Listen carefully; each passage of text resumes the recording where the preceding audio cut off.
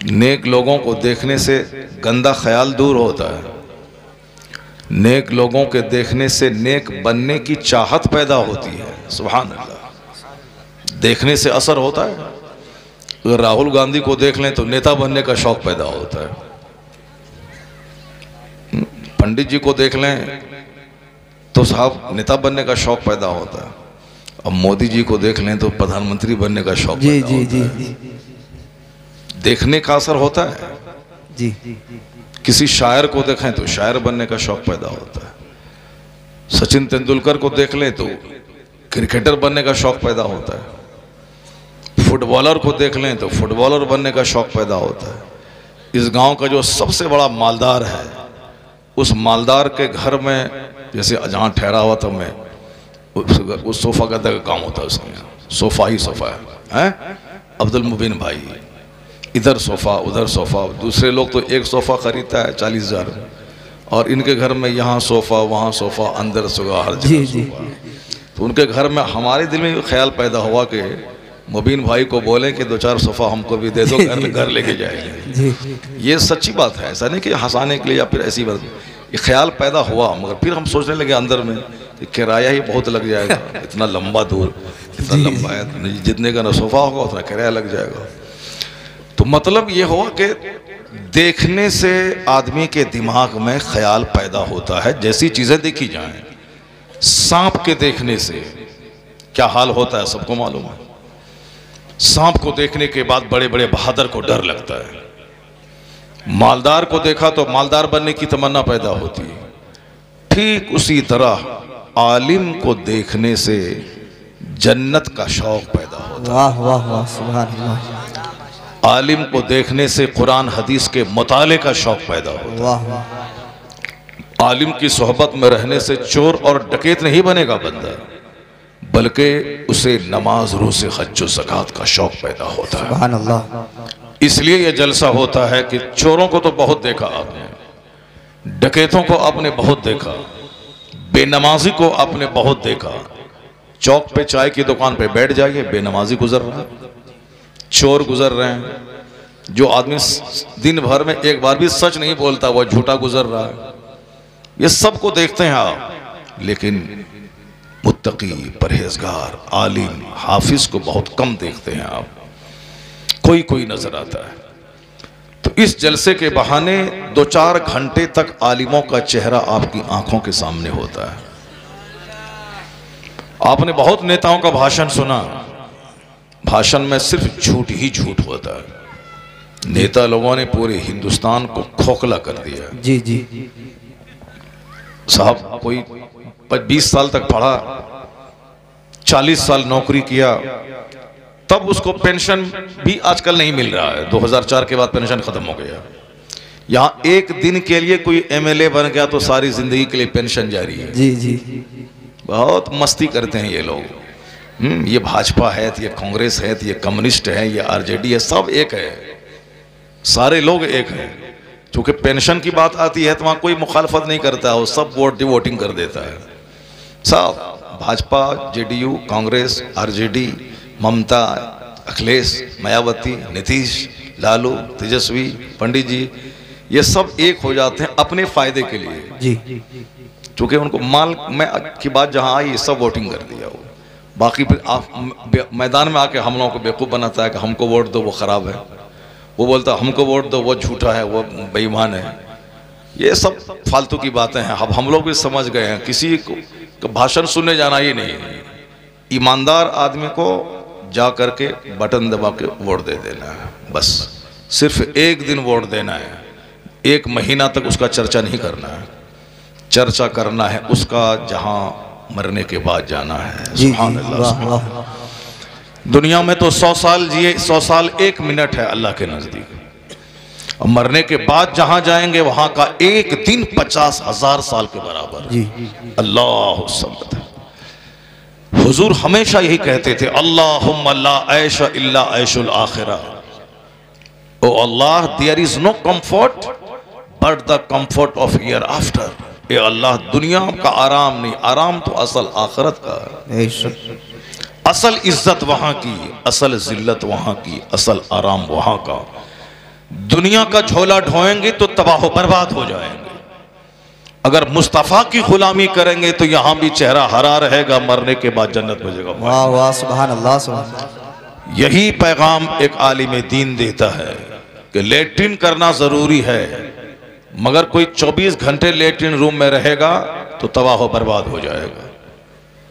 24 घंटे कोई लेट्रिन में रहेगा तो बर्बाद नहीं होगा वो जी। बवासीर की बीमारी उसको हो जाएगी। जो 2 घंटा 1 घंटा लेट्रिन में रहेगा बवासीर की बीमारी उसको हो जाएगी, ब्लीडिंग चालू हो जाएगा उसको। लेट्रिन बस गए फारिग हुए चले आए, वो हमें 24 घंटे रहने की चीज नहीं है। वो गए अपना काम किया फौरन निकल गए। बाजार 24 घंटे रहने की चीज नहीं है। गए सब्जी खरीदा, सौदा सलफ लिया, फौरन आ गए। 24 घंटे रहने की चीज वो नहीं। जो हमेशा बाजार में रहेगा वो झूठा नंबर 1, डिसीवर, चीटर, धोखेबाज, झूठा, ठगने वाला बन जाएगा। और सबसे बेहतरीन जगह इस रूए जमीन पे क्या है? वो मस्जिद है। सुभान अल्लाह। बुखारी और मुस्लिम की हदीस में आया है कि इन अहब्बल बिलाद इलल्लाह मसाजिदुहा व अबग़ज़ुल बिलाद इलल्लाह अस्वाक़ुहा। यह हदीस में आया है, द डियरेस्ट प्लेसेस आर मसाजिद। अल्लाह के नजदीक, नियर अल्लाह, अल्लाह के नजदीक सबसे ज्यादा डियरेस्ट, एक होता है डियर, एक होता है डियरर, एक होता है डियरेस्ट। ये बच्चा हमारे साथ बैठा हुआ है, ये सब बच्चे को मालूम है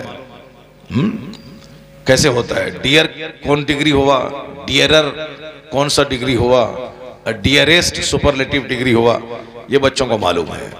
तो हदीस में क्या आया है? इन अहब्बल बिलाद, पूरी दुनिया में शहरों में सबसे ज्यादा पसंदीदा जगह जो अल्लाह को है वो मस्जिद है। और आया है कि सबसे बेहतर वो है जो सबसे पहले मस्जिद जाए और सबसे आखिर में मस्जिद से बाहर निकले। सबसे बेहतर आदमी वो है जो सबसे पहले मस्जिद जाए और सबसे आखिर में मस्जिद से बाहर निकले।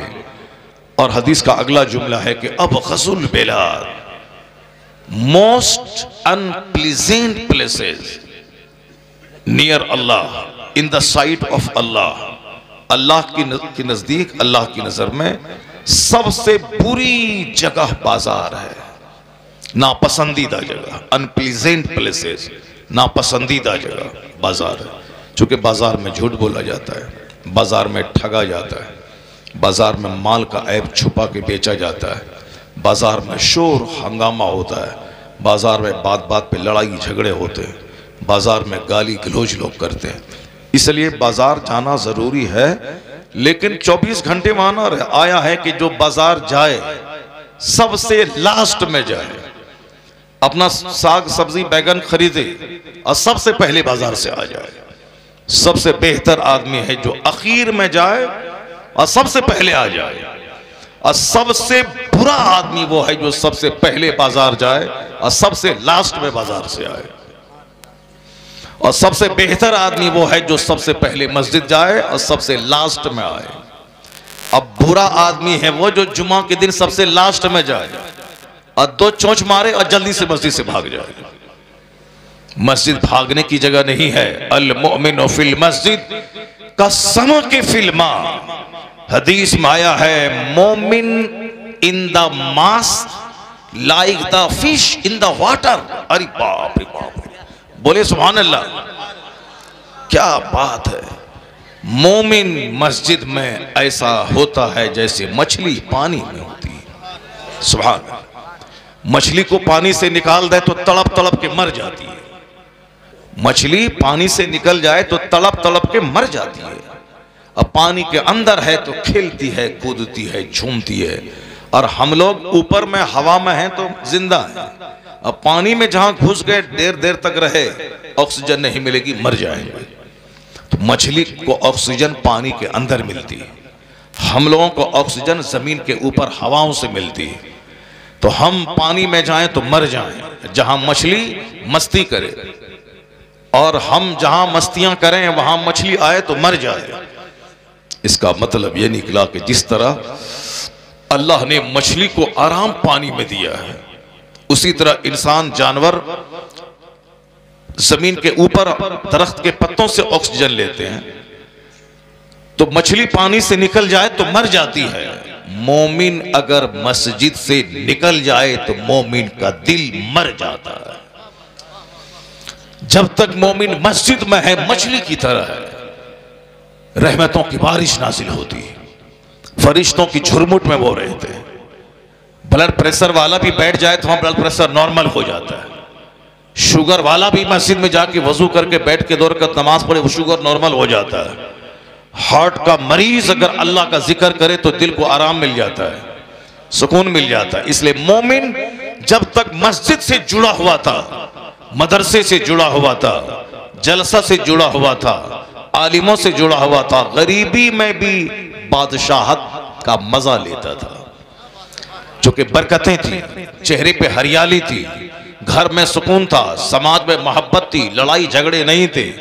लेकिन जब से रिश्ता मदरसा से कमजोर हो गया, जब से रिश्ता मस्जिद से कमजोर हुआ, फजर के टाइम में 1000 की आबादी वाले गांव में मस्जिद घुस के देखें 5 लोग बूढ़े नमाजी हैं, बाकी 995 लोग मस्ती कर रहे हैं, अपने घर में सोए हुए हैं। रात के 2 बजे तक हवा मोबाइल चलाना है और उसके बाद सोना है, 2 बजे उठना है, 11 बजे फजर का टाइम आया चला गया, कोई खबर नहीं। रहमत के फरिश्ते रहमत लेके आए चले गए, कोई खबर नहीं। फरिश्ते आए रहमत लेकर रोजी लेकर चले गए, ये मुर्दार की तरह सोया रहा। अब फिर उसके बाद कहना है कि बरकत घर में नहीं है, दिल में सुकून नहीं है, चेहरा हमेशा तनाव में रहता है, औरत और मर्द आपस में मुर्गा मुर्गी की तरह लड़ते रहते हैं, समाज के सारे लोग एक दूसरे को अपना दुश्मन समझते हैं, समाज में है हसद, समाज में है जलन, समाज में है डिस्टेंस, समाज में है पीठ में खंजर भोंकने वाली बीमारी, समाज में है गरीबी का मजाक उड़ाना, समाज में है खुशहाल लोगों से चिढ़ना जलना, उसको बर्बाद करने का प्लान बनाना, थाने में जाके मुखबरी कर देना, 2 आदमी को लड़ा के तो दोनों को थाना ले जाके पैसा थानेदार को दे देना, और उसके बाद फिर उसके पीछे चूटी काटना, उसकी चुगलखोरी करना, अच्छे आदमी में खींचतान के ऐब निकाल देना, और कोई मालदार हो दौलतमंद हो तो उसको ज़िना करे, शराब पिए, 7 खून उसका माफ है, उस पर पर्दा डाल देना। कोई शरीफ आदमी बेचारा कोई छोटा सा गलत काम किया तो उसको लंबा चौड़ा करके उसको बड़ा काम बना देना, जलील और रुस्वा कर देना। ये सिर्फ इसलिए है समाज में कि मेरा रिश्ता मस्जिद, मदरसा, जलसा, जुलूस, आलिमों से कमजोर हो गया, इसलिए समाज तबाह हो बर्बाद हो रहा है। अब दोबारा फिर जलसा आवाज दे रहा है कि मस्जिद से दिल लगा ले, मदरसे से दिल लगा ले, जलसे से दिल लगा ले, दीनी महफिलों से दिल लगा ले, दोस्ती आलिमों से कर ले, हुफ्फाज से कर ले, इमाम मोहसिन से कर ले, तहज्जुद गुजार से कर ले, खोया हुआ वकार अल्लाह अता कर देगा। वाह वाह, सुभान अल्लाह, सुभान अल्लाह। आप नारा नहीं लगाओगे? नारे तकबीर, नारे रिसालत, मसलके आला हजरत, जश्ने दस्तार बंदी। वाह माशाअल्लाह, सुभान अल्लाह। अल्लाह तबारक व तआला हम सबों को ज्यादा अपना वक्त मस्जिद में गुजारने की तौफीक अता फरमाए। अल मोमिन फिल मस्जिद का समक फिल माँ, मोमिन मस्जिद में ऐसा होता है जैसे मछली पानी में होती। मदरसे में आके आधा घंटा 5 मिनट बैठा करें, बच्चों को, बच्चे मेहमान रसूल मुस्तफ़ा के मेहमान हैं, इन मेहमानों को देखते रहें, देखने से दिल को सुकून मिलता है, सुभान अल्लाह, करार मिलता है, चूँकि ये लोग मुस्तफ़ा के मेहमान हैं। अगर आपके मेहमान को कोई चाय पिलाने के लिए अपने घर लेके जाए और चाय पिला दे, आपको खुशी होती है, चलो इसने मेरे मेहमान को सम्मान दिया है। अगर कोई आपके मेहमान को गाली दे दे, आपको तकलीफ होती है कि मेरे मेहमान को उन्होंने गाली दे दी। उसी तरह ये मदरसे में पढ़ने वाले मुस्तफ़ा के मेहमान हैं। सुभान अल्लाह, सुभान। जो मुस्तफ़ा नेमतों के बांटने वाले हैं, तकसीम करने वाले हैं। हुजूर कहते हैं वल्लाहु युअती व अना कासिम, Allah gives me and I divides. सुभान अल्लाह, क्या बात है। उत्तर प्रदेश के लोग अंग्रेजी बहुत जानते हैं, बिहार का आदमी अंग्रेजी नहीं जानता है, इसीलिए से मैं अंग्रेजी बोलता हूँ ताकि आप अंग्रेजी आपको मालूम है। उत्तर प्रदेश के लोग बहुत, मैं उससे मोहब्बत करता हूँ, इसलिए नहीं कि यहाँ मुरादाबाद है, उत्तर प्रदेश से मुझको मोहब्बत है, इसलिए नहीं कि यहाँ पे कौन गांव है ये, कांकर सराय है, अमरोहा है, इसलिए उत्तर प्रदेश से मुझको मोहब्बत नहीं है कि पंडित जी यहाँ है। जी जी, मुझको उत्तर प्रदेश से इसलिए मोहब्बत है कि बरेली शरीफ। वाह वाह वाह वाह, सुभान अल्लाह, क्या बात है। आला हजरत उत्तर प्रदेश, वाह वाह, मुफ्ती आजम, नारे तकबीर, नारे रिसालत, मसलके आला हजरत, जश्ने दस्तारबंदी, अल्लामा मुफ्ती डॉक्टर हाँ शहर यार साहब किबला। नामे भूल जाओ तुम, नाम ही भूल रहा है, अनाउंसर है ये, नारा लगा रहा है जी। सब काम उल्टा पुल्टा हो रहा है आजकल। मर्द औरत बनना चाह रहे हैं लंबा बाल रख करके, औरतें बाल कटा के मर्द बनना चाह रही है। अल्लाह खैर फरमा। इसीलिए दुनिया में फितना फसाद पैदा हो रहा है जी। ये जो तबाही और बर्बादी आई है इसीलिए हो रही है। बूढ़ा आदमी दाढ़ी में खिजाब लगा के जवान बनना चाहता जी। बाबा, ए बाबा, बाबा कहाँ जा रहे हैं? एक नंबर करके जल्दी से आ जाओ, जल्दी आ जाओ, अभी 2 घंटा बैठना है, अभी एक जल्दी से आ जाओ नंबर करके जी। और हम बोलते हैं अक्सर व बेशतर के गुटखा नहीं खाना है जी, वरना 1 नंबर ज्यादा लगेगा। अल्लाह वो बीड़ी भी नहीं पीना है वरना 1 नंबर ज्यादा लगेगा। सिगरेट भी नहीं पीना है वरना 1 नंबर ज्यादा लगेगा। जी। सिर्फ सुबह शाम चाय पी लेनी है, ज्यादा नहीं, 10 प्याली नहीं, सिर्फ 1 प्याली सुबह 1 प्याली शाम, सुभान अल्लाह। बस। बीड़ी नहीं, सिगरेट नहीं, गुटखा नहीं, रजनीगंधा नहीं, सब आज से तौबा कर लेना है। इंशाअल्लाह। फिर देख लीजिएगा कि 1 नंबर की जरूरत नहीं पड़ेगी जल्दी। जी। 5 घंटे तक बैठे रहेंगे, एहसास नहीं होगा, सुभान अल्लाह। क्योंकि सीना भी मजबूत हो जाएगा, गुर्दा भी मजबूत हो जाएगा, सब मजबूत होगा। अल्लाह का जिक्र सुनने से दिल को सुकून मिलता है, बेशक। अल्लाह को याद करने से बदन में ताकत मिलती है, सुभान अल्लाह, सुभान अल्लाह। कुरान पाक की तिलावत से आंखों को नूर मिलता है। बेशक। ये देखिए हमारे बाबा माशाअल्लाह, अल्लाह ताला इनको लंबी उम्र अता फरमाए। आमीन आमीन। इसलिए नहीं कि 100 टका दे दिया, इसीलिए कि इस्लाम में ज्यादा लंबी उम्र इसने हासिल कर ली। कोई 25 साल का है तो 80 साल तक ही नहीं मुसलमान है वो, मगर वो 80 साल का कोई है तो 80 साल मुसलमान बन के रहा हो। सुभान अल्लाह। इसीलिए वो इज्जत वाला हो गया माशाअल्लाह, इसलिए वो इज्जत वाला है, इसीलिए वो उसका वैल्यू है, वो हाईली स्टीम्ड है जो ज्यादा लंबा पीरियड इस्लाम में गुजारा हो, बेशक। ज्यादा दिन हालत इस्लाम में गुजारा हो। सफेद दाढ़ी वालों का एहतराम करो क्योंकि वो ज्यादा टाइम इस्लाम में गुजारा है। बेशक। अब बूढ़ों को बुढ़ा मत कहो, उसको इज्जत दो तुम। कल जब तुम बूढ़ा बनेगा तो अल्लाह तेरी मोहब्बत दूसरों के दिल में अता करेगा। सुभान अल्लाह। नारे तकबीर, नारे रिसालत, मजहबे इस्लाम, पैगंबरे इस्लाम, अज़मते कुरान, अल्लामा डॉक्टर मुफ्ती शेर यार साहिब किबला जिंदाबाद जिंदाबाद। वाह वाह वाह। ए ब्लैक बॉय, ब्लैक बॉय, वो ब्लैक टी शर्ट वाला चला गया, वो इन नारा लगाने के चक्कर में हम वो भाग गया, वो भाग गया वो। भागो मत, कोई एक आदि मत भागना। अभी मैं 10 हदीस सुनाऊंगा। सुभान अल्लाह, सुभान अल्लाह, सुभान अल्लाह। 10 हदीस जो सुन लेगा समझ लें कि मरने से पहले पहले सरकार की सच्ची मोहब्बत उसके दिल में पैदा हो। सुभान अल्लाह, सुभान अल्लाह, माशाअल्लाह। और अगर 40 हदीस कोई सुन लेगा और याद कर लेगा, कयामत के दिन अल्लाह उसे आलिमों की जमात में उठा। सुभान अल्लाह, सुभान अल्लाह, माशाअल्लाह। इसलिए मैं आज 10 हदीस सुनाऊंगा, चाहे 10 मिनट में हो जाए, चाहे 10 घंटा लग जाए। वादा है ना आप लोगों का? 10 हदीस सुनाऊंगा, चाहे 10 मिनट में हो जाए या 10 घंटा लग जाए जी। तो मुझे उत्तर प्रदेश से प्यार है, क्योंकि शहरे बरेली उत्तर प्रदेश में है। बेशक। आला हजरत यहाँ है, बेशक। मुफ्ती आज़म हिंद यहाँ है, जिंदाबाद। हुजूर हुज्जतुल इस्लाम, जिसको काफिर भी देखता था तो कलमा पढ़ लेता बेशक, था, बेशक। वह हुज्जतुल इस्लाम यहाँ है। ताजुल शरिया जो 10 करोड़ मुरीदों का मुर्शिदे बरहक थे, वो बरेली शरीफ है। अल्लाह समद। बरेली शरीफ सुन्नियों का मरकज है, इसलिए उत्तर प्रदेश सारे स्टेट्स में खूबसूरत है कि शहरे रजा मरकज अहले सुन्नत। सुभान अल्लाह, सुभान अल्लाह, माशाअल्लाह, माशाअल्लाह। और तुम लोग इसीलिए अच्छे हो कि हमारा घर बरेली से 2000 किलोमीटर दूर है और तुम्हारा घर 100 किलोमीटर दूरी पे है। बेशक। सुभान अल्लाह। जब मन चाहा चले गए बरेली। अमरोहा में भी बहुत बड़े बड़े बुजुर्ग हैं, और उसके बाद मुरादाबाद शरीफ में भी बहुत सारे बड़े बुजुर्ग सदरुल अफाजिल यहाँ हैं। हुजूर शेख तरीक़ुल्लाह साहब यहाँ हैं, अब्दुल हाफिज़ अब्दुल मुबीन साहब रहमतुल्लाह अलैह अमरोहा में हैं, और भी मुरादाबाद में बहुत सारे बुजुर्ग हैं।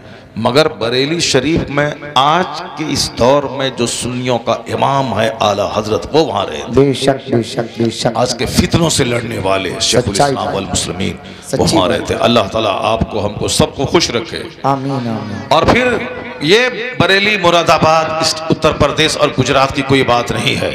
डॉक्टर इकबाल कहते हैं चीनो अरब हमारा, हिंदुस्तान हमारा, मुस्लिम है हम, वतन है सारा जहां हमारा। सुभान अल्लाह सुभान अल्लाह सुभान अल्लाह। मुस्लिम है हम, वतन है सारा जहां हमारा। पूरी दुनिया में एक कुरान, एक नमाज, एक रोजा, एक ज़कात, एक तलाक का कानून, एक निकाह का कानून। पूरी दुनिया में अमेरिका वालों के लिए वही नमाज, इंडिया वालों के लिए वही नमाज, और पूरी दुनिया के लोग हज के मौके पर हरमैन तैयबैन आते हैं, अरफात के मैदान में हज करने आते हैं। सबकी जबान पे एक नारा है, लब्बैक अल्लाहुम्मा लब्बैक, लब्बैक ला शरीक लक लब्बैक, इन्नल हम्दा व निअमत लक वल मुल्क ला शरीक लक। सब कहते हैं हाजिर हूँ ए अल्लाह, मैं हाजिर हूँ। I am present O my lord, I am present, मैं हाजिर हूँ। अमरीकी भी वही बोलता है, हिंदुस्तानी भी वही बोलता है, चाइनीज भी वही बोलता है, जापानीज भी वही बोलता है। 200 से ज्यादा ममालिक के लोग एक सफेद चादर, एक सफेद लुंगी, सब नंगे सर, ताकि आसमान और सर के दरमियान कोई पर्दा न रहे, टोपी पगड़ी तक न रहे, नंगे सर रहे, पाँव में जूता नहीं रहे, चप्पल रहे, ताकि ये हिस्सा पाँव का खुला हुआ रहे। फकीर बनकर, मिस्कीन बनकर अमेरिका का खरबपति वो भी अरफात के मैदान में रो रहा है, हिंदुस्तान का गरीब वो भी वहां रो रहा है, चाइना जापान का करोड़पति वो भी वहां रो रहा है। लिबास भले ही पैंट शर्ट है अमेरिका का, मगर यहाँ सफेद चादर सफेद लुंगी। हिंदुस्तान का लिबास भले ही कुर्ता पाजामा हो, मगर वहां सफेद लुंगी सफेद कुर्ता, एक रंग, एक कलर और एक स्लोगन, एक ड्रेस में सारा मुसलमान जमा होकर कहता है मेरा मुल्क भले ही अमेरिका हो, मेरा मुल्क भले ही चाइना हो, मगर राजधानी मक्कतुल मुकर्रमा है मदीना।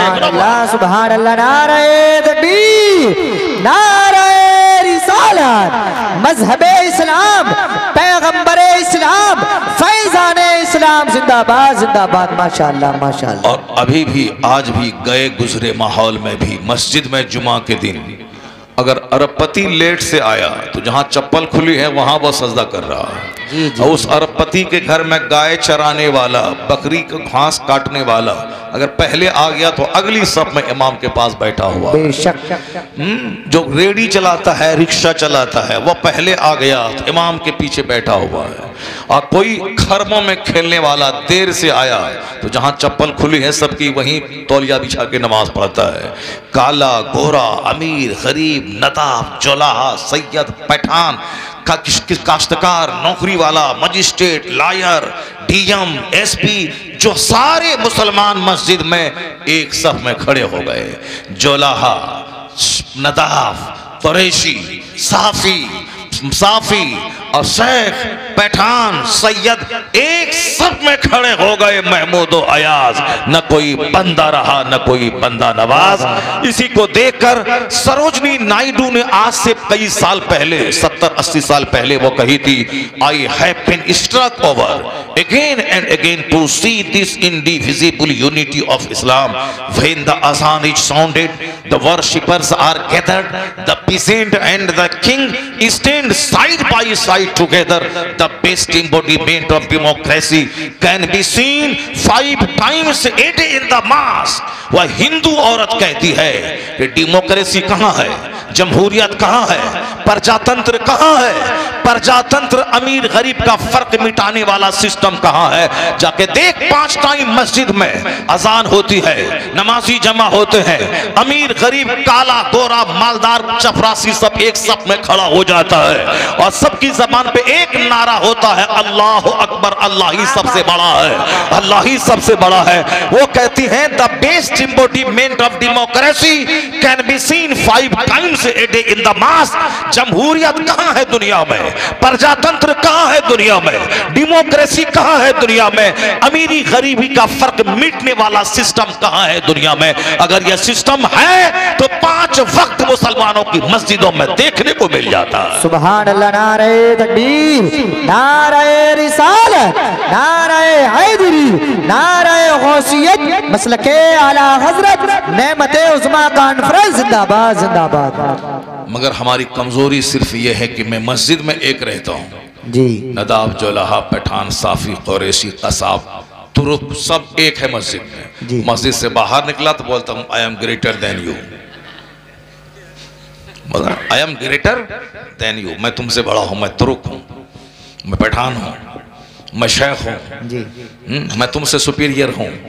यही खराबी हमारी है। अंदर सब एक हो गए जी, सब एक है, कोई किसी को हटा नहीं सकता। अगर कोई हटा देगा तो सारा समाज मुंह नोच लेगा उसका, क्योंकि मस्जिद में जो पहले जहां बैठ जाए वही उसकी जगह है। बेशक बेशक, कोई नहीं हटा सकता है, अरबपति भी नहीं। वो अपने मन से हट जाए, जगह दे दे, ये अखलाक है उसका जी, लेकिन कोई हटा नहीं सकता है। मस्जिद में जहां जो बैठ गया वही उसकी जगह है। तो जो सिस्टम मस्जिद के अंदर है, अगर वही सिस्टम मस्जिद से बाहर भी हो तो इस धरती का सबसे खूबसूरत समाज मुसलमानों का समाज। बहुत अच्छा इशारा है, माशाअल्लाह माशाअल्लाह माशाअल्लाह। मुसलमानों का समाज, सबसे खूबसूरत समाज मुसलमानों का समाज। बेशक बेशक। यहाँ मगर आज बदसूरत हैं हम, जो कि मस्जिद में एक है, मस्जिद से बाहर आपस में लड़ते हैं। सच्चाई, और लड़ते हैं कि अंसारी कोई उठा है तो वोट नहीं देंगे उसको, कोई तुरुक उठ गया है तो शेख बोलता है हम उसको वोट नहीं देंगे, कोई सैयद उठ गया तो पठान बोलता हम उसको वोट नहीं देंगे, कोई पठान उठा तो बोलता वो पठान है, खान है, उसको वोट नहीं देंगे। यानी मस्जिद से बाहर खान पठान करना शुरू करता है। मस्जिद से बाहर नदाफ, अंसारी, जोलाहा, कुरैशी बिरादरी की बातें करने लगता है। जो बातें दूसरों के यहाँ थी, ये शूद्र है, ये दलित है, ये हरिजन है, ये साहब गिरा हुआ कोटा का आदमी है, कोई बरहमन उसको पानी पीने नहीं देगा, ये सारी बातें दूसरे के हाथ हैं। लेकिन आज वो सारी बातें मुसलमानों के अंदर आ गए। लड़का कैसा बदतमीज लड़का है, क्या करने आया है, क्या करने आया? बड़ा मसला है। बाप सोया हुआ है और बच्चा आगे लड़ाई कर रहा है। उसको देखिए, वो नंगे सर बैठा, 5 बच्चा वहां पे देखिए, 1 2 3 4 5, वो 5 और वो 6 और ये 7, ये 8, ये वो 9, ये 10। बैलून के पीछे मुंह छुपा रहा है उधर। ये 10 बच्चे इससे नंगे पाँव, नंगे सर सोए हुए। हम लोग भी तो बचपन में थे, जलसा होता था तो अम्मी कहती थी सर में तेल लगाओ, टोपी पहनो, जलसा में जाओ। सुभान अल्लाह। इनकी माँ बोली नहीं इसको, इसीलिए आ गया, नंगे सर आ गया। खाली मकान, दुकान, गाड़ी चमकाने से होगा, ऊपर मत चमकाओ, दिल चमकाओ। इस्लाम का एहतराम करो, मजलिसों का एहतराम करो, बेशक। अपने बाल बच्चों को दीन सिखाओ। अगर दीन नहीं सिखाया, 1000 बीघा जमीन दिया, सबको बेच के शराब पी ले गई।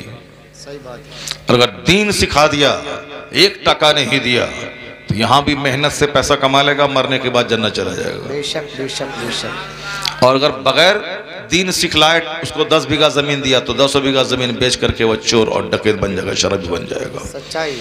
इसलिए अपने बाल बच्चों को जमीन मकान मत दो, उसको डिसिप्लिन सिखाओ, उसको इल्म सिखाओ, उसको अदब सिखाओ। राजनीति छोड़ दो, अखिलेश जीते कि मायावती जीते कि पंडित जी जीते, सिर्फ बच्चों को पढ़ाओ जी। मेरा बच्चा डीएम बने, एसपी बने, मास्टर बने, टीचर बने, प्रोफेसर बने, पुलिस में जाए, बीएसएफ में जाए, साहब सीआरपीएफ में जाए। मेरे बच्चे सिर्फ पढ़ें, सिर्फ पढ़ें, सिर्फ पढ़ें, राजनीति छोड़ दें उन लोगों के लिए। अब कांग्रेस बीजेपी दोनों लड़ लड़ के मर जाएगी।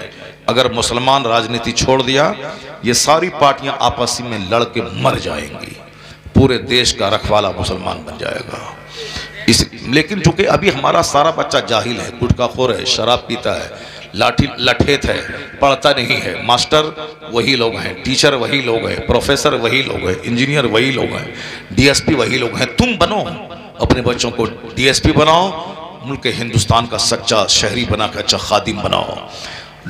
नेता तो आज जीता है, कल हारेगा तो फिर गली में कोई पूछेगा नहीं उसको। लेकिन जब तुम डीएम बन जाओगे तो तेरा बेटा 40 साल तक एक डिस्ट्रिक्ट का मालिक बन के रहेगा। बेशक। नेता इस बार हारने दीजिए ना, हारेगा तो बस कहाँ जाएगा, कौन किसी को पूछने वाला नहीं होगा, गली में घूमेगा, कोई पूछने वाला नहीं होगा। जब तक वोट है, जीता है, तब तक है बाबू साहब फॉर्च्यूनर पे घूम रहे हैं, और जहाँ इलेक्शन हारा सड़क पे आ गए। और जो इतना माल हराम कमाया है तो 4-5 साल में, वो 4 साल में ख़त्म हो जाएगा, फिर बीड़ी पीने के लिए दूसरों के सामने भीख मांगेगा वो। लेकिन बच्चा अगर आपका प्रोफेसर बन गया कॉलेज का तो 40-30 साल तक राजा बन के रहेगा। मास्टर बन गया तो कोई भी सीएम बने, अखिलेश बने कि पंडित जी बने, उसको मास्टर है, स्कूल जाना है, पढ़ाना है, 40,000 महीना कमाना है, आराम से रहना है, किसी हुकूमत रहे या जाए, 40 साल के बाद ही वो रिटायर करेगा वो। इसलिए सिर्फ एजुकेशन, सिर्फ शिक्षा, राजनीति करना छोड़ दो। राजनीति करे वालों, बोले तुम ही लोग, तुम राजनीति करो, हमारे पास आओ, हम वोट दे देंगे, तुम जीत जाना। हमको सिर्फ बच्चों को पढ़ाना है, डीएम बनाना है, एसपी बनाना है, कलेक्टर बनाना है, डॉक्टर बनाना है, बैरिस्टर बनाना है, लॉयर बनाना है, और साहब बड़े बड़े ओहदे पे बच्चों को देना है, ताकि वो बच्चा समाज की, मुल्क की, वतन की सेवा करे और अपने बाप दादा के नाम को ऊंचा करे, मुल्क को भी ऊंचा करे, और उनको देखने के बाद मजहब को भी दूसरा आदमी सम्मान दे। और बोले जब डीएम बन के 5 टाइम का नमाजी है तो हमें भी 5 टाइम का नमाजी बनना चाहिए। तो फिर जो काम मौलवी के भाषण से नहीं होगा वह काम डीएम के दफ्तर से हो जाएगा। वह काम डीएम के दफ्तर से होगा, वह डीएम रहेगा, बाद में मुस्तफा का गुलाम पहले रहेगा। इसलिए जो काम मदरसे से नहीं होगा वह काम डीएम एसपी के दफ्तर से होगा। स्कूल का टीचर अपने बच्चों को पढ़ाते पढ़ाते अगर वह मुस्तफा की सच्ची मोहब्बत उसके दिल में डाल दिया तो जो काम मौलवी नहीं किया मोहल्ले में, वह काम एक टीचर स्कूल में कर गया कि वो अपने बच्चों को आशिक रसूल बना गया। जो किसी लड़की को दिल देने वाला था वो लड़का मुस्तफा को दिल दे के आशिक मुस्तफा बन गया। सुभान अल्लाह, सुभान अल्लाह, माशाअल्लाह, माशाअल्लाह, माशाअल्लाह। अच्छी नीयत रहे, अल्लाह आज इज्जत देने को तैयार है। हमारे बाप दादाओं को इज्जत दी, हमारे पूर्वजों को अल्लाह ने इज्जत दी, अरब से निकले पूरी दुनिया पे छा गए। स्पेन पे उन्होंने हुकूमत की, ईरान में मजूसी की सल्तनत थी, अल्लाह ने मुस्तफ़ा के गुलामों को पूरा ईरान दे दिया। पूरी दुनिया पे इस्लामी शासन, हिंदुस्तान में 1000 साल तक कलमा पढ़ने वालों को अल्लाह ने इज्जत दी, उनके हाथ में हिंदुस्तान की बागडोर रही। उन लोगों ने हिंदुस्तान को सींचा संवारा। अगर नहीं कोई बोले ऐसा नहीं है, मैं कहूँगा कुतुब मीनार कौन बनाया है बोलो, लाल किला कौन बनाया है बोलो, ताजमहल कौन बनाया है बोलो। अमेरिका का प्रेसिडेंट यहाँ शौचालय देखने नहीं आता है, ताजमहल देखने आता है। और ताजमहल हर साल करोड़ों रुपए हिंदुस्तान के खजाने को देता है। इसका मतलब है कि वह लोग लुटेरे नहीं थे, वह हिंदुस्तान का माल हिंदुस्तान के लिए ही लगा दिया, ताकि जब तक ये ताजमहल रहेगा हिंदुस्तान का खजाना मालामाल होता रहेगा। ये तो बातें मैंने बीच में कह दिया आपको, ये सब बातें बोलने की नहीं है, वरना मैं सिर्फ आपसे कहना सम्मान चाहिए तो शिक्षा, एजुकेशन, तालीम सिर्फ स्कूल की तालीम नहीं। अगर सिर्फ स्कूल की तालीम जिसकी वकालत दूसरे लोग कर रहे हैं, अगर सिर्फ स्कूल की शिक्षा हुई तो आज जितने भी चोर और डकैत हैं वो मदरसे का नहीं, सब कॉलेज का पढ़ा हुआ है। जितने भी घोटाले में लोग पड़े हैं, चीनी घोटाला, ताबूत घोटाला, यूरिया घोटाला, कोयला घोटाला, या हमारे बिहार का चारा घोटाला, वो सारे घोटाले में जाहिल नहीं, ग्रेजुएट, लॉयर, पढ़े लिखे लोग उसमें मुलविस हैं, पढ़े लिखे लोग मुलविस हैं। ये सारे पढ़े लिखे स्कूल कॉलेज के लोग हैं जो हिंदुस्तान को खोखला कर रहे हैं। चीनी घोटाला, यूरिया घोटाला, ताबूत घोटाला, साहब हिंदुस्तान की मईशत को कमजोर कर रहे हैं। ये सब स्कूल कॉलेज के पढ़े हुए हैं। और आज दिल्ली में जितना होटल है सब में ज़िनाकारी हो रही है। ये सब मेडिकल कॉलेज में पढ़ने वाली लड़कियां हैं जो कीमती पर्स, जो कीमती मोबाइल, कीमती लैपटॉप रखने के लिए पैसा चाहिए। बाप तो है भिखारी, अब उसको शौक है कि मेरे पास रहे 1.5 लाख का आईफोन, तो कहां से आएगा? तो वो एक लाइन बनी हुई, होटल अटेंड करना है, मालदारों के बिस्तर को गर्म करना है और एक रात के बदले में 10,000 20,000 लेना है। जहां महीने में 10 रात बिस्तर पे गर्म किया, अपना भी मजा लिया और 1 लाख टका मिल गया। उसी से है वो महंगा जींस, महंगा टी शर्ट, वो महंगा फोन, महंगा मेकअप, वो साहब महंगा महंगा महंगा चप्पल। ये सारा तमाशा मुझे कल बताया किसी ने कि रामपुर के अक्सर होटल में ये काला धंधा हो रहा है। मैंने कहा था कि मुझको होटल में ठहराओ, दिन भर आराम करेंगे। कहा अरे बाप मत रहिए आप, उसमें काला धंधा हो रहा है। स्कूल कॉलेज के मेडिकल कॉलेज में पढ़ने वालियां, ग्रेजुएशन में जो पढ़ रही हैं, जो गांव देहात से चल के हॉस्टल में रह रही है, जिसको वो लग्जरियस आरामदेह जिंदगी गुजारने की तमन्ना है, तो ये सब कौन है? स्कूल कॉलेज के पढ़े हुए लोग और पढ़ने वाले लोग ज़िनाकारी में और भ्रष्टाचार में लिप्त हैं। ये कौन है? डकैत और चोर। ये सब स्कूल कॉलेज के पढ़ने वाले लोग हैं। अच्छे लोग भी हैं, अच्छे लोगों का मैं सम्मान करता हूं, लेकिन जहां अच्छी तरबियत नहीं है वही पढ़ने पढ़ाई ग्रेजुएशन के नाम पे चोरी डकैती, एटीएम को लूटना और साहब ट्रेन की पट्टी को उखाड़ना, यही सारा काम होता है। ये नाच नाच के मदरसे के बच्चों को आतंकवादी कहने वाली, जरा गौर से सुन, वो डकैत वहां से पैदा होते हैं। ये मदरसे के बच्चे आलिम बनते हैं, मदरसे के बच्चे हाफिज बनते हैं, मदरसे के बच्चे शरीफ बनते हैं, मदरसे के बच्चे नमाजी बनते हैं, मदरसे के बच्चे माँ बाप का सम्मान करने वाले बनते हैं, मदरसे के बच्चे अपने देश की मिट्टी से मोहब्बत करने वाले बनते हैं। इसलिए मदरसा जब तक कमजोर रहेगा, चोरों से समाज भरा रहेगा। अगर चाहते हो कि समाज में शरीफ बने, नेक बने, परहेजगार बने, तो इंसान बनाने की फैक्ट्री ये मदरसा, इसको बढ़ाना पड़ेगा, मदरसे को आबाद करना होगा। मदरसा आबाद होता रहेगा, इंसान बनाने की फैक्ट्री आबाद होगी, तो चोरों की तादाद घटेगी, शरीफों की तादाद में इजाफा होता जाएगा। लगाओ जोर से नारे तकबीर, हाथ उठा करके नारे तकबीर, नारे रिसालत, नारे हैदरी, नारे गौसियत, मसलके आला हज़रत जिंदाबाद जिंदाबाद। वाह वाह। इंसान बनाने की फैक्ट्री, इंसान बनाने की फैक्ट्री है मदरसा। अरे क्यों इस पागल को यहां बैठाया हुआ यार? अच्छे लोग सब घर में हैं और ये यहां बैठे हुए हैं। ला हौल वला कुव्वता इल्ला बिल्लाह। क्या हुआ जी? बैठाओ उसको, बैठाओ उसको। अच्छे लोग सब घर में बैठे हैं, ये पागल को सामने बैठाया हुआ है। यही करता है तुम लोग। हटाओ उसको। तो बेवकूफ कहेगा। आराम से ले जाओ, आराम से ले जाओ, यहां बैठने मत दो उसको। मस्जिद में बच्चों को, पागलों को नहीं लाना चाहिए मदरसे। बोल रहा हूं, तबीयत खराब है उसकी, गिर जाएगा, बेहोश हो जाएगा, मर जाएगा, यहाँ के बैठाया हुआ। ला हौल वला कुव्वता इल्ला बिल्लाह। दरूद पढ़ो, अल्लाहुम्मा सल्ली अला सय्यदना व मौलाना मुहम्मदिन मअदनिल जुद वल करम व आलिहि व बारिक व सल्लिम सल्लल्लाहु व सल्लम अलैहि। मदरसा सल्लल्लाहु तआला इंसान बनाने की फैक्ट्री है। मदरसा नमाजियों को पैदा करता है। इधर देखो, तुम लोग पागल हो गए, तुम लोग भी पागल हो क्या उसकी तरह? बड़ा मसला है। मैं बोल रहा हूं, मुझको देखो। मदरसा इंसान बनाने की फैक्ट्री, मदरसा इंसान बनाने की फैक्ट्री, मदरसा नमाजी बनाने की फैक्ट्री।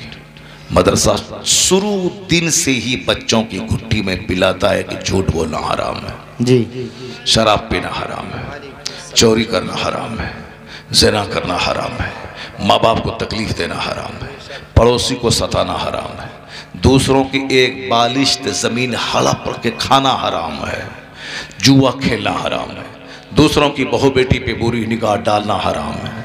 शुरू दिन से नमाज पढ़ना फ़र्ज़ आज़म है। इस्लाम क्या कहता है? जब बच्चा तेरा 7 साल का हो उसको नमाज का आदेश दे। मुरू औलादकुम बिस्सलात वहुम अबनाउ सब'i सनीन। जब तेरे बच्चे की उम्र 7 साल हो उसे नमाज का आदेश दे। वदरिबुहुम अलैहा वहुम अबनाउ अश्र सनीन। जब तेरे बच्चे की उम्र 10 साल हो उसे मार के नमाजी बना दे। और जब नमाजी बने उसका बिस्तर अलग कर दे, ताकि एक साथ 10 साल की उम्र का बच्चा कोई एक साथ बिस्तर पे ना सोए। ये जो औरतें औरतों से गलत काम करवा रही हैं, मर्द मर्द से जो इग़लामबाजी कर रहे हैं, ये सिर्फ एक साथ सोने की वजह से, एक साथ बिस्तर पे। हुजूर ने क्या कहा? सबसे बड़े रिफॉर्मर, दुनिया के सबसे महानतम इंसान, जिसके बारे में अमेरिका का यूरोप का दानिश्वर, अमेरिका का दानिश्वर कहता, I cannot find any other man in history like Muhammad. मैं पूरे मानव इतिहास में मुस्तफा का जवाब नहीं पाता हूँ। इसी को आला हजरत कहते हैं। कोई थिंकर, कोई प्रोफेसर बड़ा नहीं, सबसे आला व औला हमारा नबी, सबसे बाला व वाला हमारा नबी। सारे ऊंचों में ऊंचा समझिए जिसे, है उस ऊंचे से ऊंचा हमारा नबी। सारे अच्छों में अच्छा समझिए जिसे, है उस अच्छे से अच्छा हमारा नबी। इस हिंदुस्तान का एक बहुत बड़ा दानिश्वर कहता है कि he was the only man, America का दानिश्वर, कि he was the only man in history who became supremely successful on both levels, religious and secular. इंसानी तारीख का तन्हा इंसान मोहम्मद अरबी है जो सबसे ज्यादा कामयाब तरीन शख्स हुआ। और इस हिंदुस्तान का एक बरहमन हिंदू ब्राह्मण कहता है, the personality of Muhammad, it is most difficult to get into the whole truth of it. वो कहता है कि एक लाजवाब पर्सनैलिटी जिसकी तह में उतरना मुश्किल है, वो लाजवाब पर्सनैलिटी का मालिक मोहम्मद अरबी अली। सुभान अल्लाह, सुभान अल्लाह। मुस्तफा की सारी बात लाजवाब, मुस्तफा का सारा फरमान लाजवाब, हुजूर के सारे इरशादात लाजवाब। आका अलैहिस्सलाम ने जो कुछ कहा उसका कोई जवाब नहीं है। इसलिए आज मुसलमान पे सबसे बड़ा फर्ज यह है कि अपने नबी को पढ़े, अपने नबी की सीरत का मुताला करे, आका अलैहिस्सलाम की गाइडलाइंस को पढ़े, हुजूर के मार्गदर्शन को पढ़े। इसीलिए तो कॉन्फ्रेंस होती है, नयारे हबीब कॉन्फ्रेंस, निज़ाम मुस्तफ़ा कॉन्फ्रेंस, महबूब खुदा कॉन्फ्रेंस, सरकारे दो आलम कॉन्फ्रेंस। इसीलिए होती है ताकि इस्लाम के पैगंबर को लोग पढ़ें। और जिस दिन मुस्तफ़ा की सीरत का मुताला कर लिया और उनका फॉलोवर बन गया, यहां भी इज्जतों का ताज मिलेगा, मरेगा तो मुस्तफ़ा की शफाअत से जन्नत में।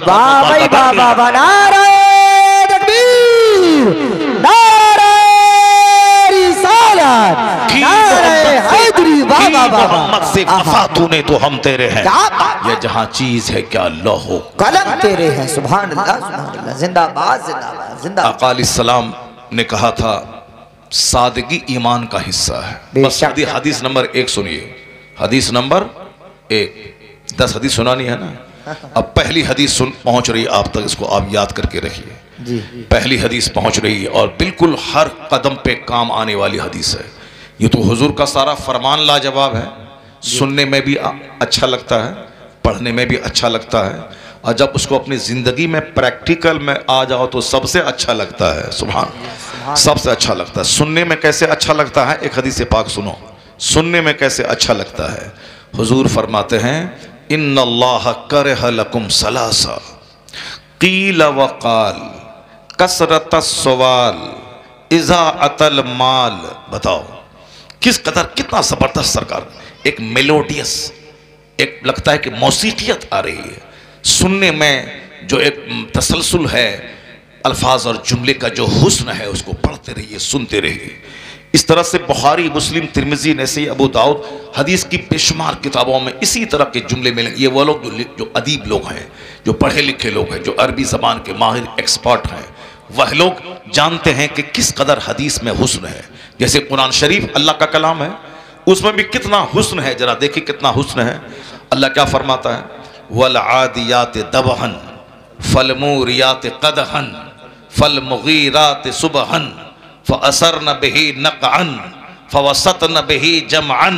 जरा देखिए क्या है ये, 1 लाख मानी उसमें पोशीदा है। दबहन, कदहन, सुबहन, ये ऐसा लगता है कि पढ़ो तो पढ़ते चले जाओ, पढ़ते चले जाओ। वन्नाज़िआत नज़आ वन्नाशितात नश्ता, पढ़ते जाएं, आप दम बखुद रहेंगे। चूंकि आप कुरान पढ़ते नहीं हैं, दिमाग रहता नहीं है, इसीलिए आपको उलझन मालूम होती है। तिलावत लंबी हुई तो उलझन लगती है, लेकिन जिस दिन इसके हुस्न को आप समझ लेंगे, दुनिया का कोई कलाम आपको अच्छा नहीं लगेगा। अजान रोजाना 5 टाइम सुनते हैं, और जब से पैदा हुए उस दिन से सुनते हैं आप, जब से होश आपको आया तब से गौर करते हैं आप। 80 साल का बूढ़ा 5 साल माइनस कर दें, 5 साल के बाद से ये सुन रहा है, लेकिन आज भी कोई अच्छा अच्छी आवाज का मालिक मुअज्जिन अगर अजान देता है तो जो जुमला 80 साल से 5 टाइम सुनते हुए बंदा आ रहा है, अगर अच्छी आवाज में अजान देता है तो बढ़ता हुआ कदम रुक जाता है, बढ़ता हुआ कदम रुक जाता है। कुरान करीम हर साल रमजान में लोग सुनते हैं, लेकिन तवज्जो के साथ जब हाफिज से सुने और हाफिज खुशगुलू हो, कुरान अच्छा पढ़े, तो आदमी की आंखों में आंसू के कतरे का 100% आना तय है। क्योंकि कुरान है ही वो कलाम जिसके सुनने के बाद बंदा कहकहा नहीं मारता है, आंख अश्कबार हो जाती है, बेशक बेशक, चमड़े नरम पड़ जाते हैं, रोंगटे खड़े हो जाते हैं, आंखें भीग जाती हैं। वो कलाम है कुरान। अगर पढ़ के तो देखें, आप पढ़ेंगे तो अल-क़ारिअतु मल-क़ारिअह वमा अदराक मल-क़ारिअह, जरा पढ़ के देखें कितना हुस्न है उसमें। उसका जब मीनिंग जानेंगे तो आप दम बखुद रह जाएंगे। अम्मा यतसाअलून अनिन नबाइल अज़ीम अल्लज़ीना हुम फ़ीहि मुख्तलिफ़ून कल्ला सयअलमून सुम्मा कल्ला सयअलमून अलम नजअलिल अर्द मिहादा वल जिबाल औतादा। आप इसका मीनिंग पढ़ेंगे तो परेशान हो जाएंगे। मौला अली कहते हैं, इतना इल्म अल्लाह ने मुझको दिया है कि मैं सूरे फातिहा की तफसीर में इतनी किताबें लिख दूं कि 70 ऊंटों की पीठ बोझल हो जाए। अल्लाहु अकबर, अल्लाहु अकबर। सूरे फातिहा जो एक 7 आयतों पर मुश्तमल एक सूरत है, जो हर नमाज में हर रकत में पढ़ी जाती है। हजरत मौला अली कहते हैं, इसके मानी, मतालिब, तशरीह, तौज़ीह, एक्सप्लेनेशन, इसकी कमेंट्री, मैं इतनी किताबें मैं लिख दूं कि 70 ऊंटों की पीठ किताबों से बोझल हो जाए जी। अल्लाह, उसमें ये कौन बोलते हैं? वो अली जिसके बारे में हुजूर ने कहा था, अना मदीनतुल इल्म व अलीजुन बाबुहा, मैं इल्म का शहर हूं, अली उस शहर का दरवाजा है। बेशक बेशक। I am city of knowledge and Ali is the door of it. मैं इल्म का शहर हूं और अली उस शहर का दरवाजा है। सिर्फ कुरान रटने का कोई बहुत बड़ा कमाल नहीं है, इतना है कि वो कुरान पाक सीने में याद कर लिया बस। इसके आगे जितनी फजीलतें हैं वो सारी फजीलतें कुरान पढ़ने की नहीं, कुरान समझने और कुरान पर अमल करने की फजीलत है। बेशक। हदीस में आया है, मन क़रअल कुरान व अमिल बिमा फीह, जो कुरान पढ़ा उस पर अमल किया, जो कुछ कुरान में है उस पर अमल किया, फ़अहल्ला हलालहु व हर्रमा हरामहु, कुरान में जो चीज हलाल है उसको हलाल जाना, जो हराम है उसको हराम समझा।